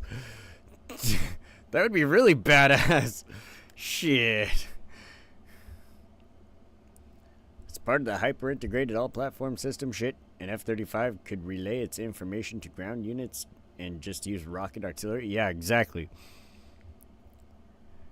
A new radar called the AN-APG-85 is planned for the Block 4 F-35s. According to the JPO, the new radar will be compatible with all 3 major F-35 variants. However, it is unclear if older aircraft will be retrofitted with the new radar. Doesn't need to be. Doesn't need to be. Holy shit. You can put that on like 50 aircraft and then we're just good. Because nobody else can do anything about air superiority at that point. Fuck. Stealth is a key aspect of the F-35's design and radar cross-section. It is minimized, though.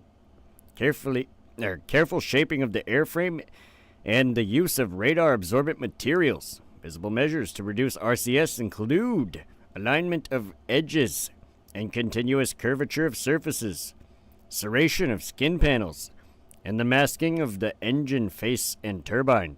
Additionally, the F-35's divertless supersonic inlet uses a compression bump and forward-swept cowl rather than a splitter gap or bleed system to divert the boundary layer away from the inlet duct, eliminating the diverter cavity and further reducing radar signature.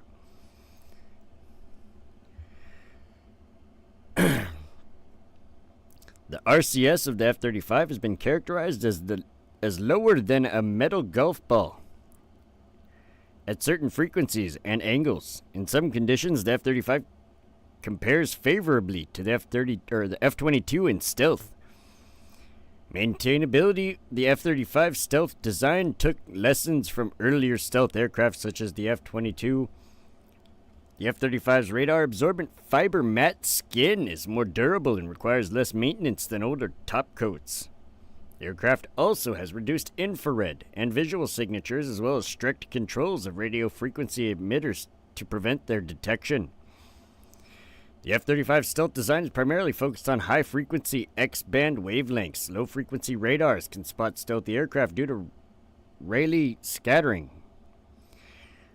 But such radars are also conspicuous, susceptible to clutter, and lack precision. To disguise its RCS, the aircraft can mount 4 Lundberg lens reflectors. Shit.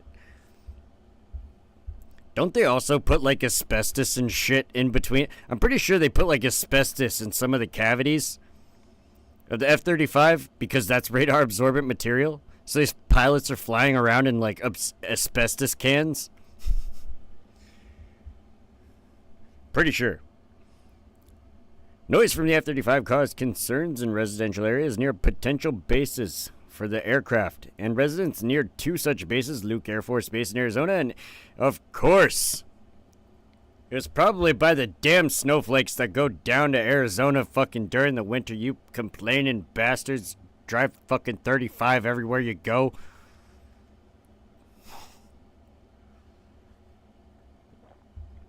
That's why we all need a plane. So we can escape the fucking slow people on the ground. Fuck, I hate getting stuck behind slow people in traffic. And Eglin Air Force Base in Florida requested environmental impact studies in 2008 and 2009 respectively. Although noise levels in decibels were comparable to those of prior fighter jets such as the F-16, the F-35 sound power is stronger, particularly at lower frequencies. Subsequent surveys and studies have indicated that the noise of the F-35 was not perceptibly different from the F-16 and the F-18, though the greater low-frequency noise was noticeable for some observers. The glass cockpit was designed to give the pilot good situational awareness. The main display is 20 by 8-inch panoramic touchscreen, which allows the flight instruments, stores management, CNI information, and integrated caution and warnings. The pilot can customize the arrangement of the information. Dude's got a tablet. Just a fucking computer. Chillin. Rolling around with a fucking Alienware in his F-35. Shit. The cockpit has a speech recognition system. That's pretty badass. The F-35 does not have a heads-up display. Instead, flight and combat information is displayed on the visor of the pilot's helmet in a helmet-mounted display systems. Hell yeah. The one-piece tinted canopy is hinged at the front and has an internal frame for structural strength. The Martin Baker US-16E ejection seat is launched by a twin catapult system housed on side rails. There's a right-hand side stick and throttle hands on the throttle stick system. For life support, an onboard oxygen generation system is fitted and powered by the integrated power package, with an auxiliary oxygen bottle and backup oxygen systems for emergencies. Let's fucking go.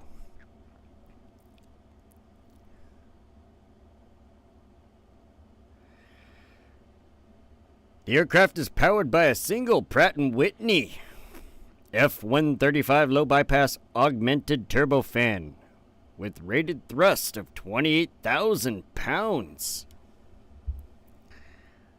at military power and 43,000 pounds with afterburner. Damn. Derived from the Pratt & Whitney F-119 used by the F-22, the F-135 has a larger fan and higher bypass ratio to increase subsonic thrust and fuel efficiency. And unlike the F-119, is not optimized for super cruise. The engine contributes to the F-35's stealth by having low observable augmenter, or afterburner, that incorporates fuel injectors into thick curved vanes. These vanes are covered by ceramic radar absorbent materials and mask the turbine. The stealthy augmenter had problems with pressure pulsations or screech at low altitude, high speed, and early in its development. It's a Star Trek console the way it sounds? Yeah, right? The low observable axisymmetric nozzle consists of 15 partially overlapping flaps that create a sawtooth pattern at the trailing edge, which reduce radar signature and creates shed vortices that reduce the infrared signature of the exhaust plume. Due to the engine's large dimensions, the U.S. Navy had to modify its underway replenishment system to facilitate at-sea logistics support. The F-35 integrated power package performs power and thermal management and integrates environment control, auxiliary power unit, engine starting, and other functions into a single system. The F-135 PW600 variant for the F-35B incorporates a shaft-driven lift fan to allow short takeoff operations. Designed by Lockheed Martin and developed by Rolls-Royce, the SDLF, also known as the Rolls-Royce lift system, consists of a lift fan, drive shaft, 2 roll posts, and a 3-bearing swivel module. The nozzle features 3 bearings resembling a short cylinder with a non-parallel bases. As toothed edges are rotated by motors, the nozzle swivels from being linear with the engine to being perpendicular. The thrust vectoring 3BSM nozzle allows the main engine exhaust to be deflected downward at the tail of the aircraft and is moved by a fuel-hydraulic actuator that uses pressurized fuel as the working fluid. Unlike Harrier's Pegasus engine that entirely uses direct engine thrust for lift, F-35B's system augments the swivel nozzle thrust with the lift fan.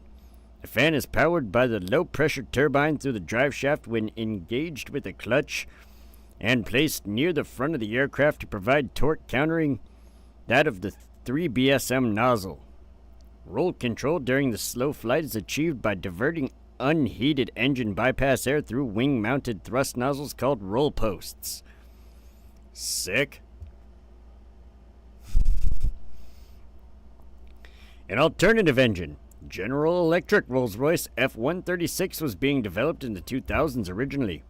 F-35 engines from Lot 6 onward were competitively tendered using technology from General Electric YF-120.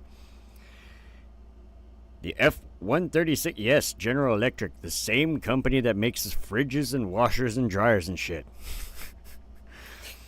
The F-136 was claimed to have a greater temperature margin than F-135 due to the higher mass flow design, making it full use of the inlet.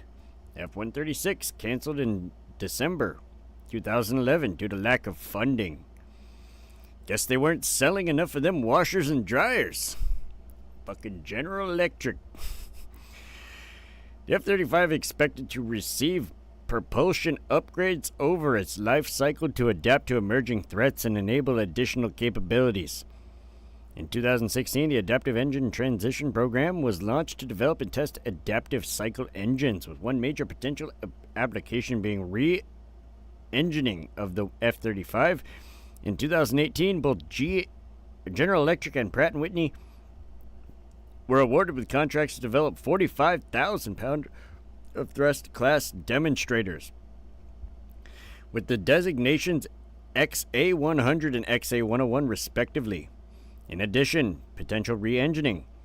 Pratt & Whitney also developing improvements to the baseline F-135.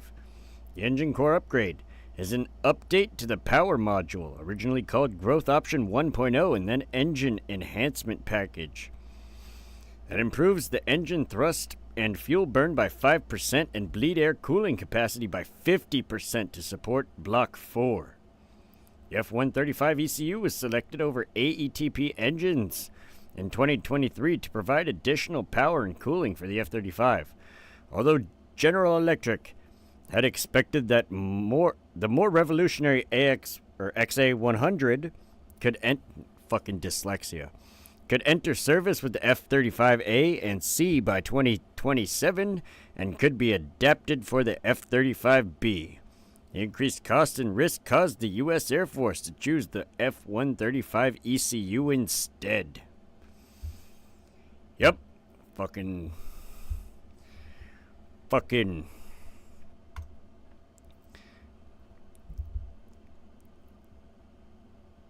Pause this real quick. I want to bring something up.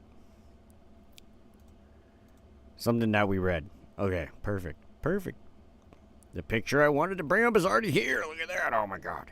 Okay, so these little nozzles right here are off to the side, right? That are blowing air down from basically what is the mid-wing. Those are the nozzles I was talking about that are part of the thrust vectoring system that keep it from rolling from side to side when you're hovering and fucking staying still over the ground. But yeah, I'm taking this. I'm using this idea. Only I'm going to move it back instead of have it right here. Why the fuck do you want a fan right behind the pilot? No, move that shit back. Move that shit back. Make it dual engine. Put the engines on either side. Then you don't have a roll issue because you can thrust vector both engines that are on either side. You could thrust vector them down. And now you have two forces on either side pushing down and one force in the middle. So you have pitch and roll stability. For the win. So no more bouncing on a knife blade. Lightweight distribution is why they did it like that? Yeah. Likely weight distribution? Yeah. Likely... I mean...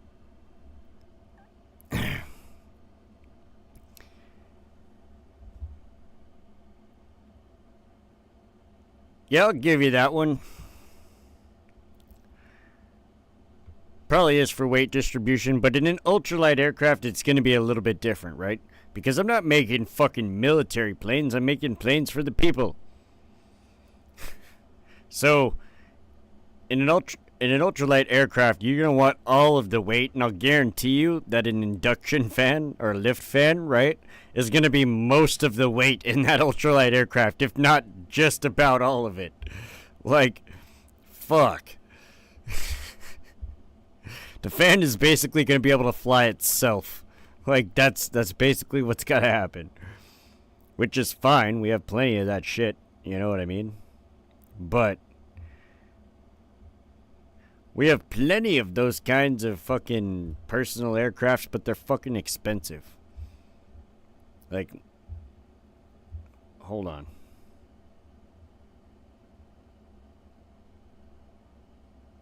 Oop.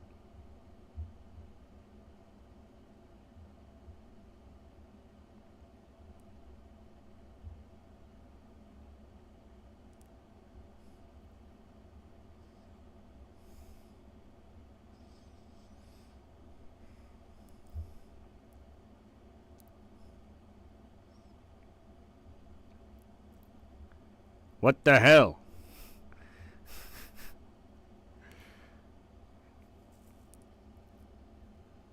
Yeah, okay, so this motherfucking shit. It's like 92K. $92,000. For a fucking little personal drone that only lasts like an hour and a half, and then you have to charge it. Little electric flyable drone. Don't get you nowhere. Doesn't get anything done. And then also you're relying on a lithium-ion battery. Imagine having a Tesla problem in your flying vehicle, where your lithium-ion battery gets too hot and just catches fire. Now your whole plane's on fucking fire and you're going down. No! Not making military planes yet. No, Shane, not making military planes. I'll be making military spaceships. When I progress to that point, I will be making military spaceships, Shane.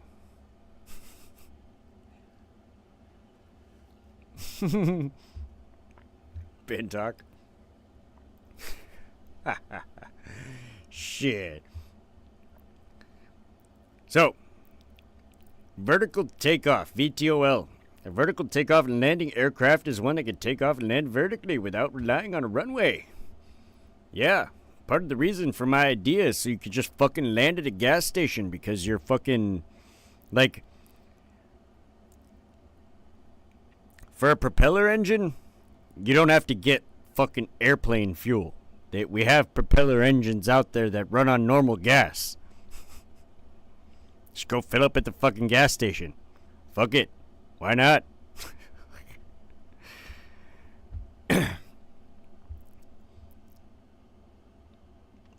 Some VTOL aircraft can operate in other modes as well, such as CTOL, conventional takeoff and landing, STOL, short takeoff and landing, or STOVL, short takeoff and vertical landing. Others, such as some helicopters, can only operate as vertical takeoff and landing due to the aircraft lacking landing gear that can handle taxiing. Some lighter-than-air aircraft also qualify as vertical takeoff and landing, as they can hover, take off, and land with vertical approach departure profiles, like a hot air balloon or a blimp. Electric vertical takeoff and landing aircraft, or eVTOLs, are being developed along with more autonomous flight control technologies and mobility as service to enable advanced air mobility. That could include on-demand air taxi services, regional air mobility, freight delivery, and personal air vehicles. Besides the ubiquitous helicopters, there are currently two types of VTOL aircraft in the military service. The tilt-rotor aircraft such as Bell Boeing V-22 Osprey, and thrust-vectoring planes such as the Harriers and the F-35. In civilian sector, currently only helicopters are in general use. Only helicopters are in general use. Some other types of commercial VTOL aircraft have been proposed and are under development as of 2017. Generally speaking, VTOL aircraft capable of short takeoff and landing or vertical landing use wherever possible, since it typically significantly increases takeoff weight, range, or payload compared to pure vertical takeoff and landing. Barely. I would argue with an ultralight aircraft, the weight, basically the fan and the engine is going to bring you up to almost where, like, you're pushing it. Building the plane, right? The skeleton of the plane is going to be fucking... Damn. You're getting close. Getting close to that weight limit there on an ultralight. But it doesn't matter. Either way, you could have a fucking light sport. Experimental, there's fucking a pilot's license for that too, right? I would hope people would learn how to fly a fucking plane just before, before they go buy one. Just like you have to get a driver's license, right? You have to learn how to drive a car. I mean, some people get in a car and unfortunately don't know how to drive it. Some people have been driving cars forever. Still can't drive a damn car. Just saying. Just saying. But, I mean, that's basically... It's all the pulled content I had for today. It's all I really wanted to go over was that kind of shit because I'm virtually done with my design. And on top of that, the business is actually officially started. Now all that's left is move halfway across the goddamn country in a couple of months.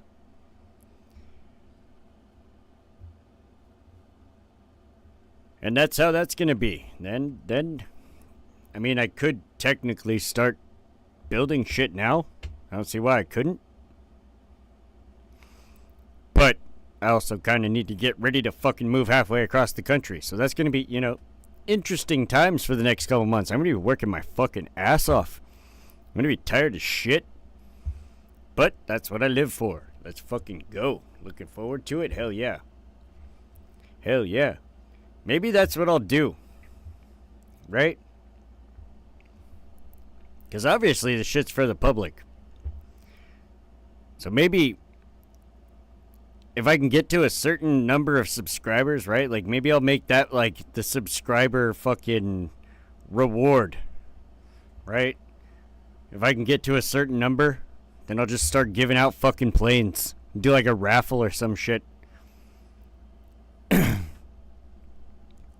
Fucking just start buying out, or you know what I mean? Giving out fucking free shit. Be like, hey, everybody else gives you fucking sweaters and shit here. Have a fucking plane. It only took me like a month and a half to build it. Here you go.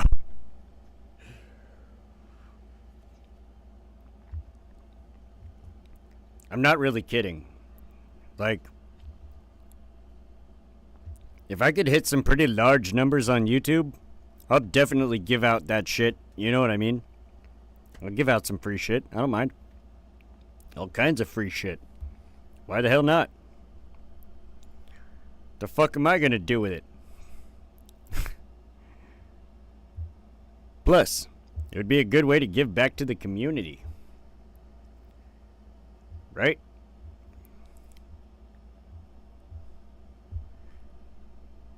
That'd be the coolest dono goal, right? But it wouldn't even be like a dono goal. You know what I mean? It wouldn't even be like a dono goal. It'd just be like, hey, if I can hit 50k subs, or when I hit 50k subs, 5 lucky people are going to get an ultralight aircraft. You know what I mean? Like, obviously I can't build one for everyone. It's at least just by myself. That's fucking obnoxious, right?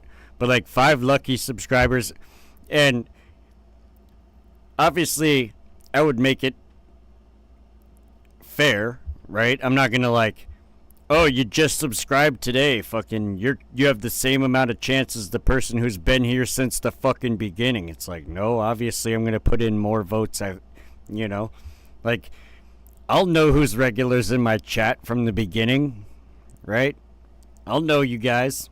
You guys will get the upper hand. The upper hand, because you were there from day one.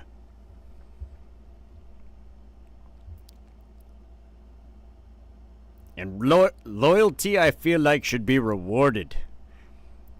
I honestly feel like loyalty in this world needs to be rewarded more than it is. It's expected and taken for granted anymore. There's no need for any of that. We don't need to take people for granted and expect loyalty when we have shown no respect and reason to deserve it in the first place.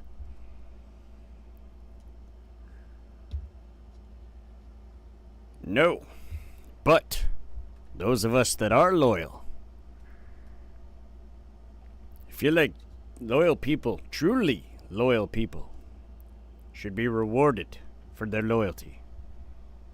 You meant sub goal or general reward for an event? You're tired right now? Yeah, no, I feel you. I feel you.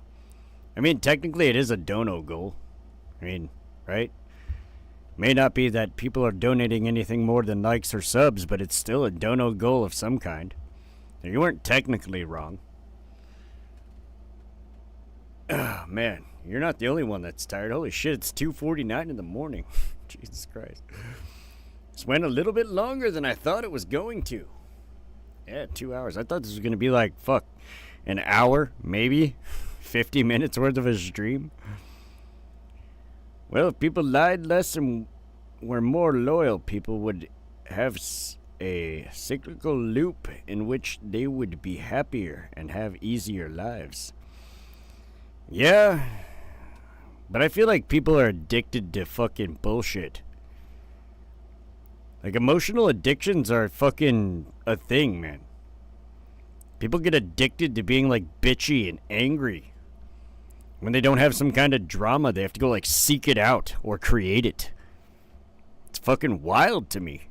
Like, man, what is the point? And you can, like, see that with some of these online content creators that fuck with other content creators for no reason. It's like, oh, I'm going to make a hit piece on this guy. It's like, dude, what the fuck? Before that person making a hit piece on that guy didn't even know the fucking person existed. Nope, somebody's making a hit piece. It's like, well, that's how you found out the fucking person existed in the first place, was they made a hit piece on you. For no reason. It's like, what the fuck is wrong with you? People just starting drama to start drama anymore. It's crazy. Don't agree with it. We need to bring back punching people in the face for saying some stupid shit. Like, consequences. Gotta love them.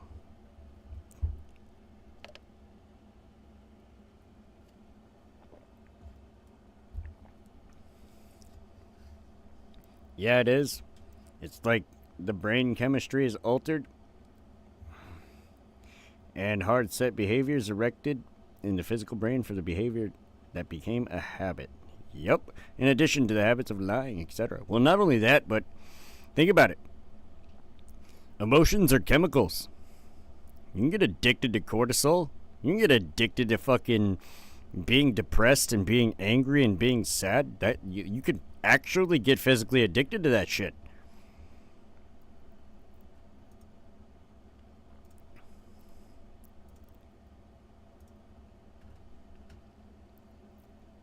Like, that's the unfortunate thing. Is in our body we produce chemicals that can become very addicting. And then people get stuck in their ways, and so they feel like they have to have it, and then they get some kind of dopamine boost when they do actually hit, you know, whatever you want to call it, the drama gold, you know? A fucking drama gold mine. I don't know. I don't understand it. I do my best to help the people. Sometimes people don't deserve it. Sometimes people do. But neither of those reasons are going to stop me from doing it. Why? Because when I help people, I feel better about it. Fuck what they felt about it. I don't give a shit whether they're... Because, like, I've had people be pissed off that I tried to help them. And it's like, dude, what the fuck are you getting mad for? I'm just trying to help you. Calm down. I give a fuck how they feel about it. It makes me feel better. Man. Or even if they don't realize it, right? It's like, well, that guy didn't even realize that I did this. But that's okay, because his life is now easier. right?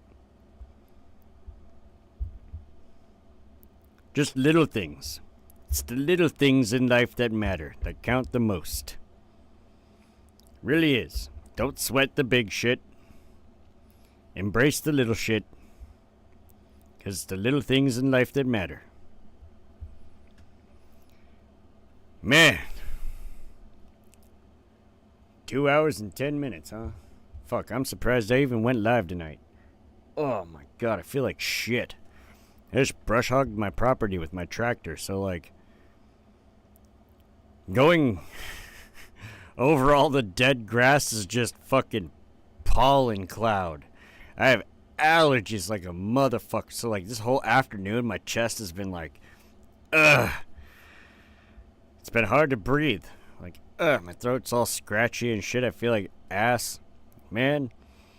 But, still, I wanted to at least go live and let you all know that there will be a stream tomorrow that's starting the Roman Civil War. The Roman Civil War. It's exactly what Caldy asked for. 12:30 Central Standard Time is when that'll happen. We'll be going over, at first, we're going to hit Caesar's War. Okay, Caesar's Civil War. That's the one we're going to hit first. During the late Roman Republic, between, you know it, Gaius Julius Caesar and Gnaeus Pompeius Magnus. They have the coolest fucking names, man. Damn it. They have the fucking coolest names, dude. Shit. The Italians, I tell you. The Romans. The main cause of the war was political tensions relating to Caesar's place in the Republic on his expected return to Rome on the expedition of his governorship in Gaul. That's what we're going to start with. Nice. If I can't catch it live, I'll definitely watch it. Sounds fun to listen to while I'm working. Hell yeah. Hell yeah. And then after that, after we finish that one, we're going to jump right into the War of Actium.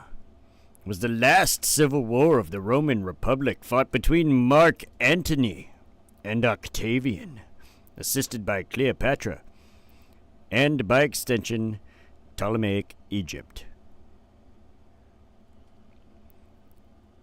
In 32 BC, Octavian convinced the Roman Senate to declare war on Egyptian Queen Cleopatra. Yeah, that's a fucking story. Like, that whole... The War of Actium could literally be a fucking best-selling movie or novel. I'm surprised that it hasn't been either...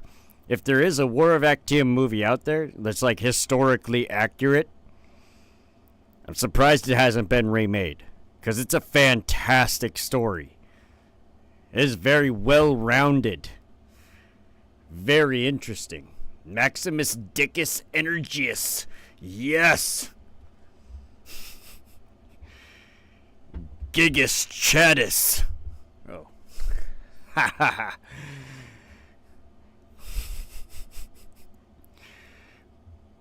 Fucking awesome. But yeah, that's what we're gonna get into tomorrow night, 12:30 Central Standard Time. Right on the fucking nose. I'll be ready for it. I'm not gonna have any slideshows or anything because I don't... there was no cameras back in those days, so you can't really have actual footage. But I'll have something prepared for everybody, so it'll be cool. It'll be cool. We'll have a lot of fun. We'll joke around. And I would like it if the chat, if you are here for it live, to interact. Because everybody's got some opinions and some shit to say about Rome, and I want to hear them all. I want to hear them all. I know we can all talk about Rome forever. I know I could. Better than naming people after professionals like... professions like most Americans are named after Smith, Bowman, Hunter, Mason? Yeah, exactly. Maximus. Way more fun. It's like they're Nays describe their potential in an esoteric, limitless way. Exactly. Exactly.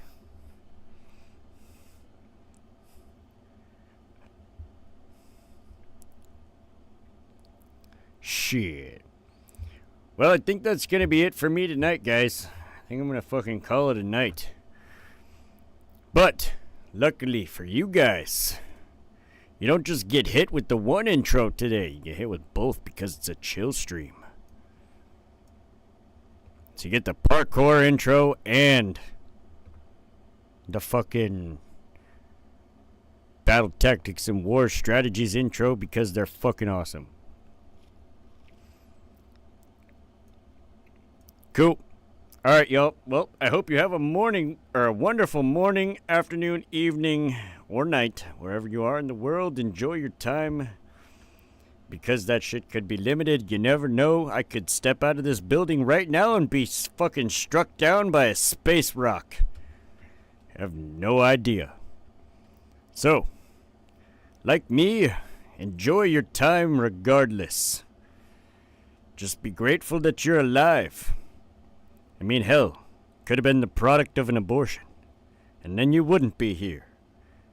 So don't take life for granted. Be happy. Enjoy your time. And I will catch y'all next time.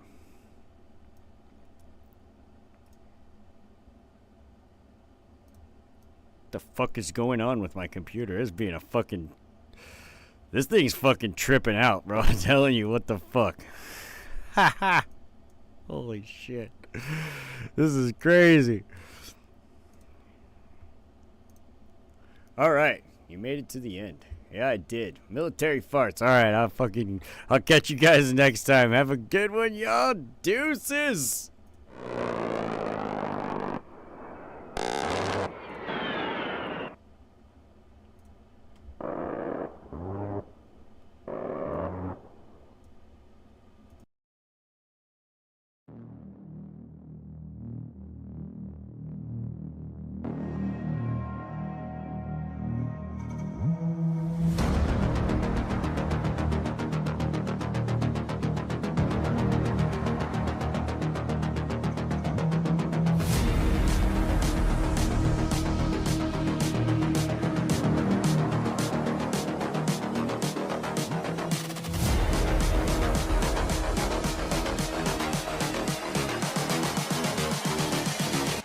Just wish he knew.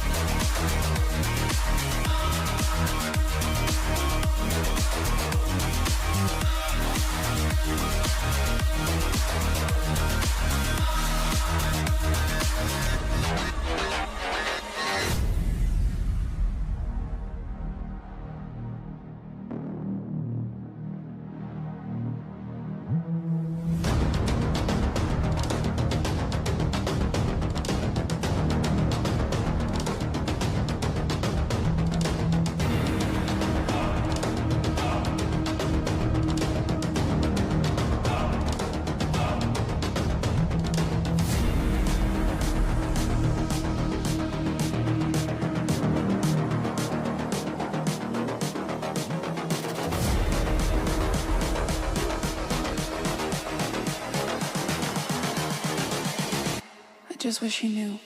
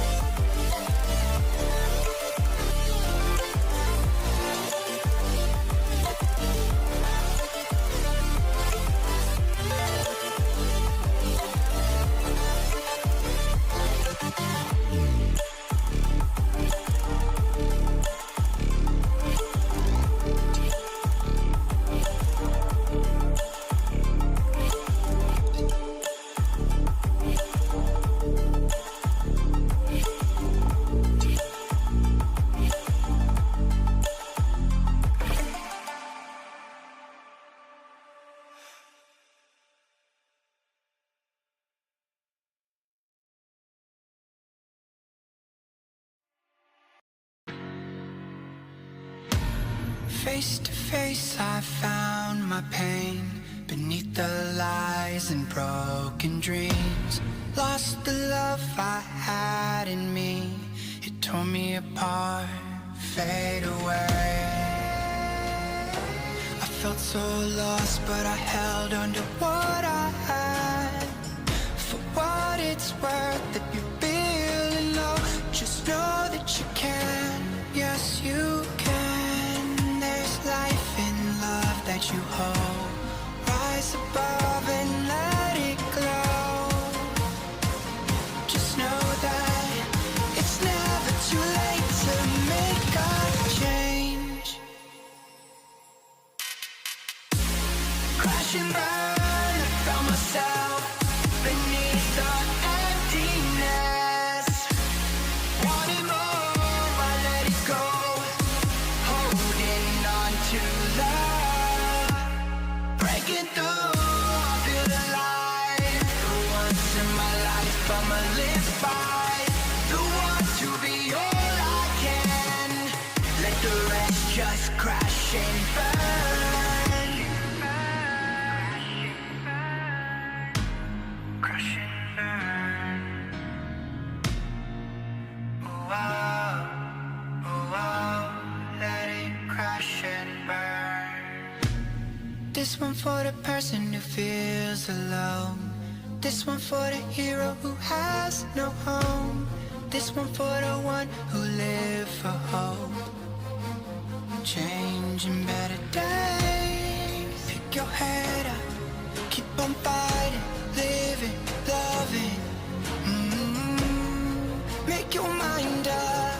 If you want it, take it, fly away, soaring high above the clouds. Hear the voices calling out. Oh, you want love. Crash and burn.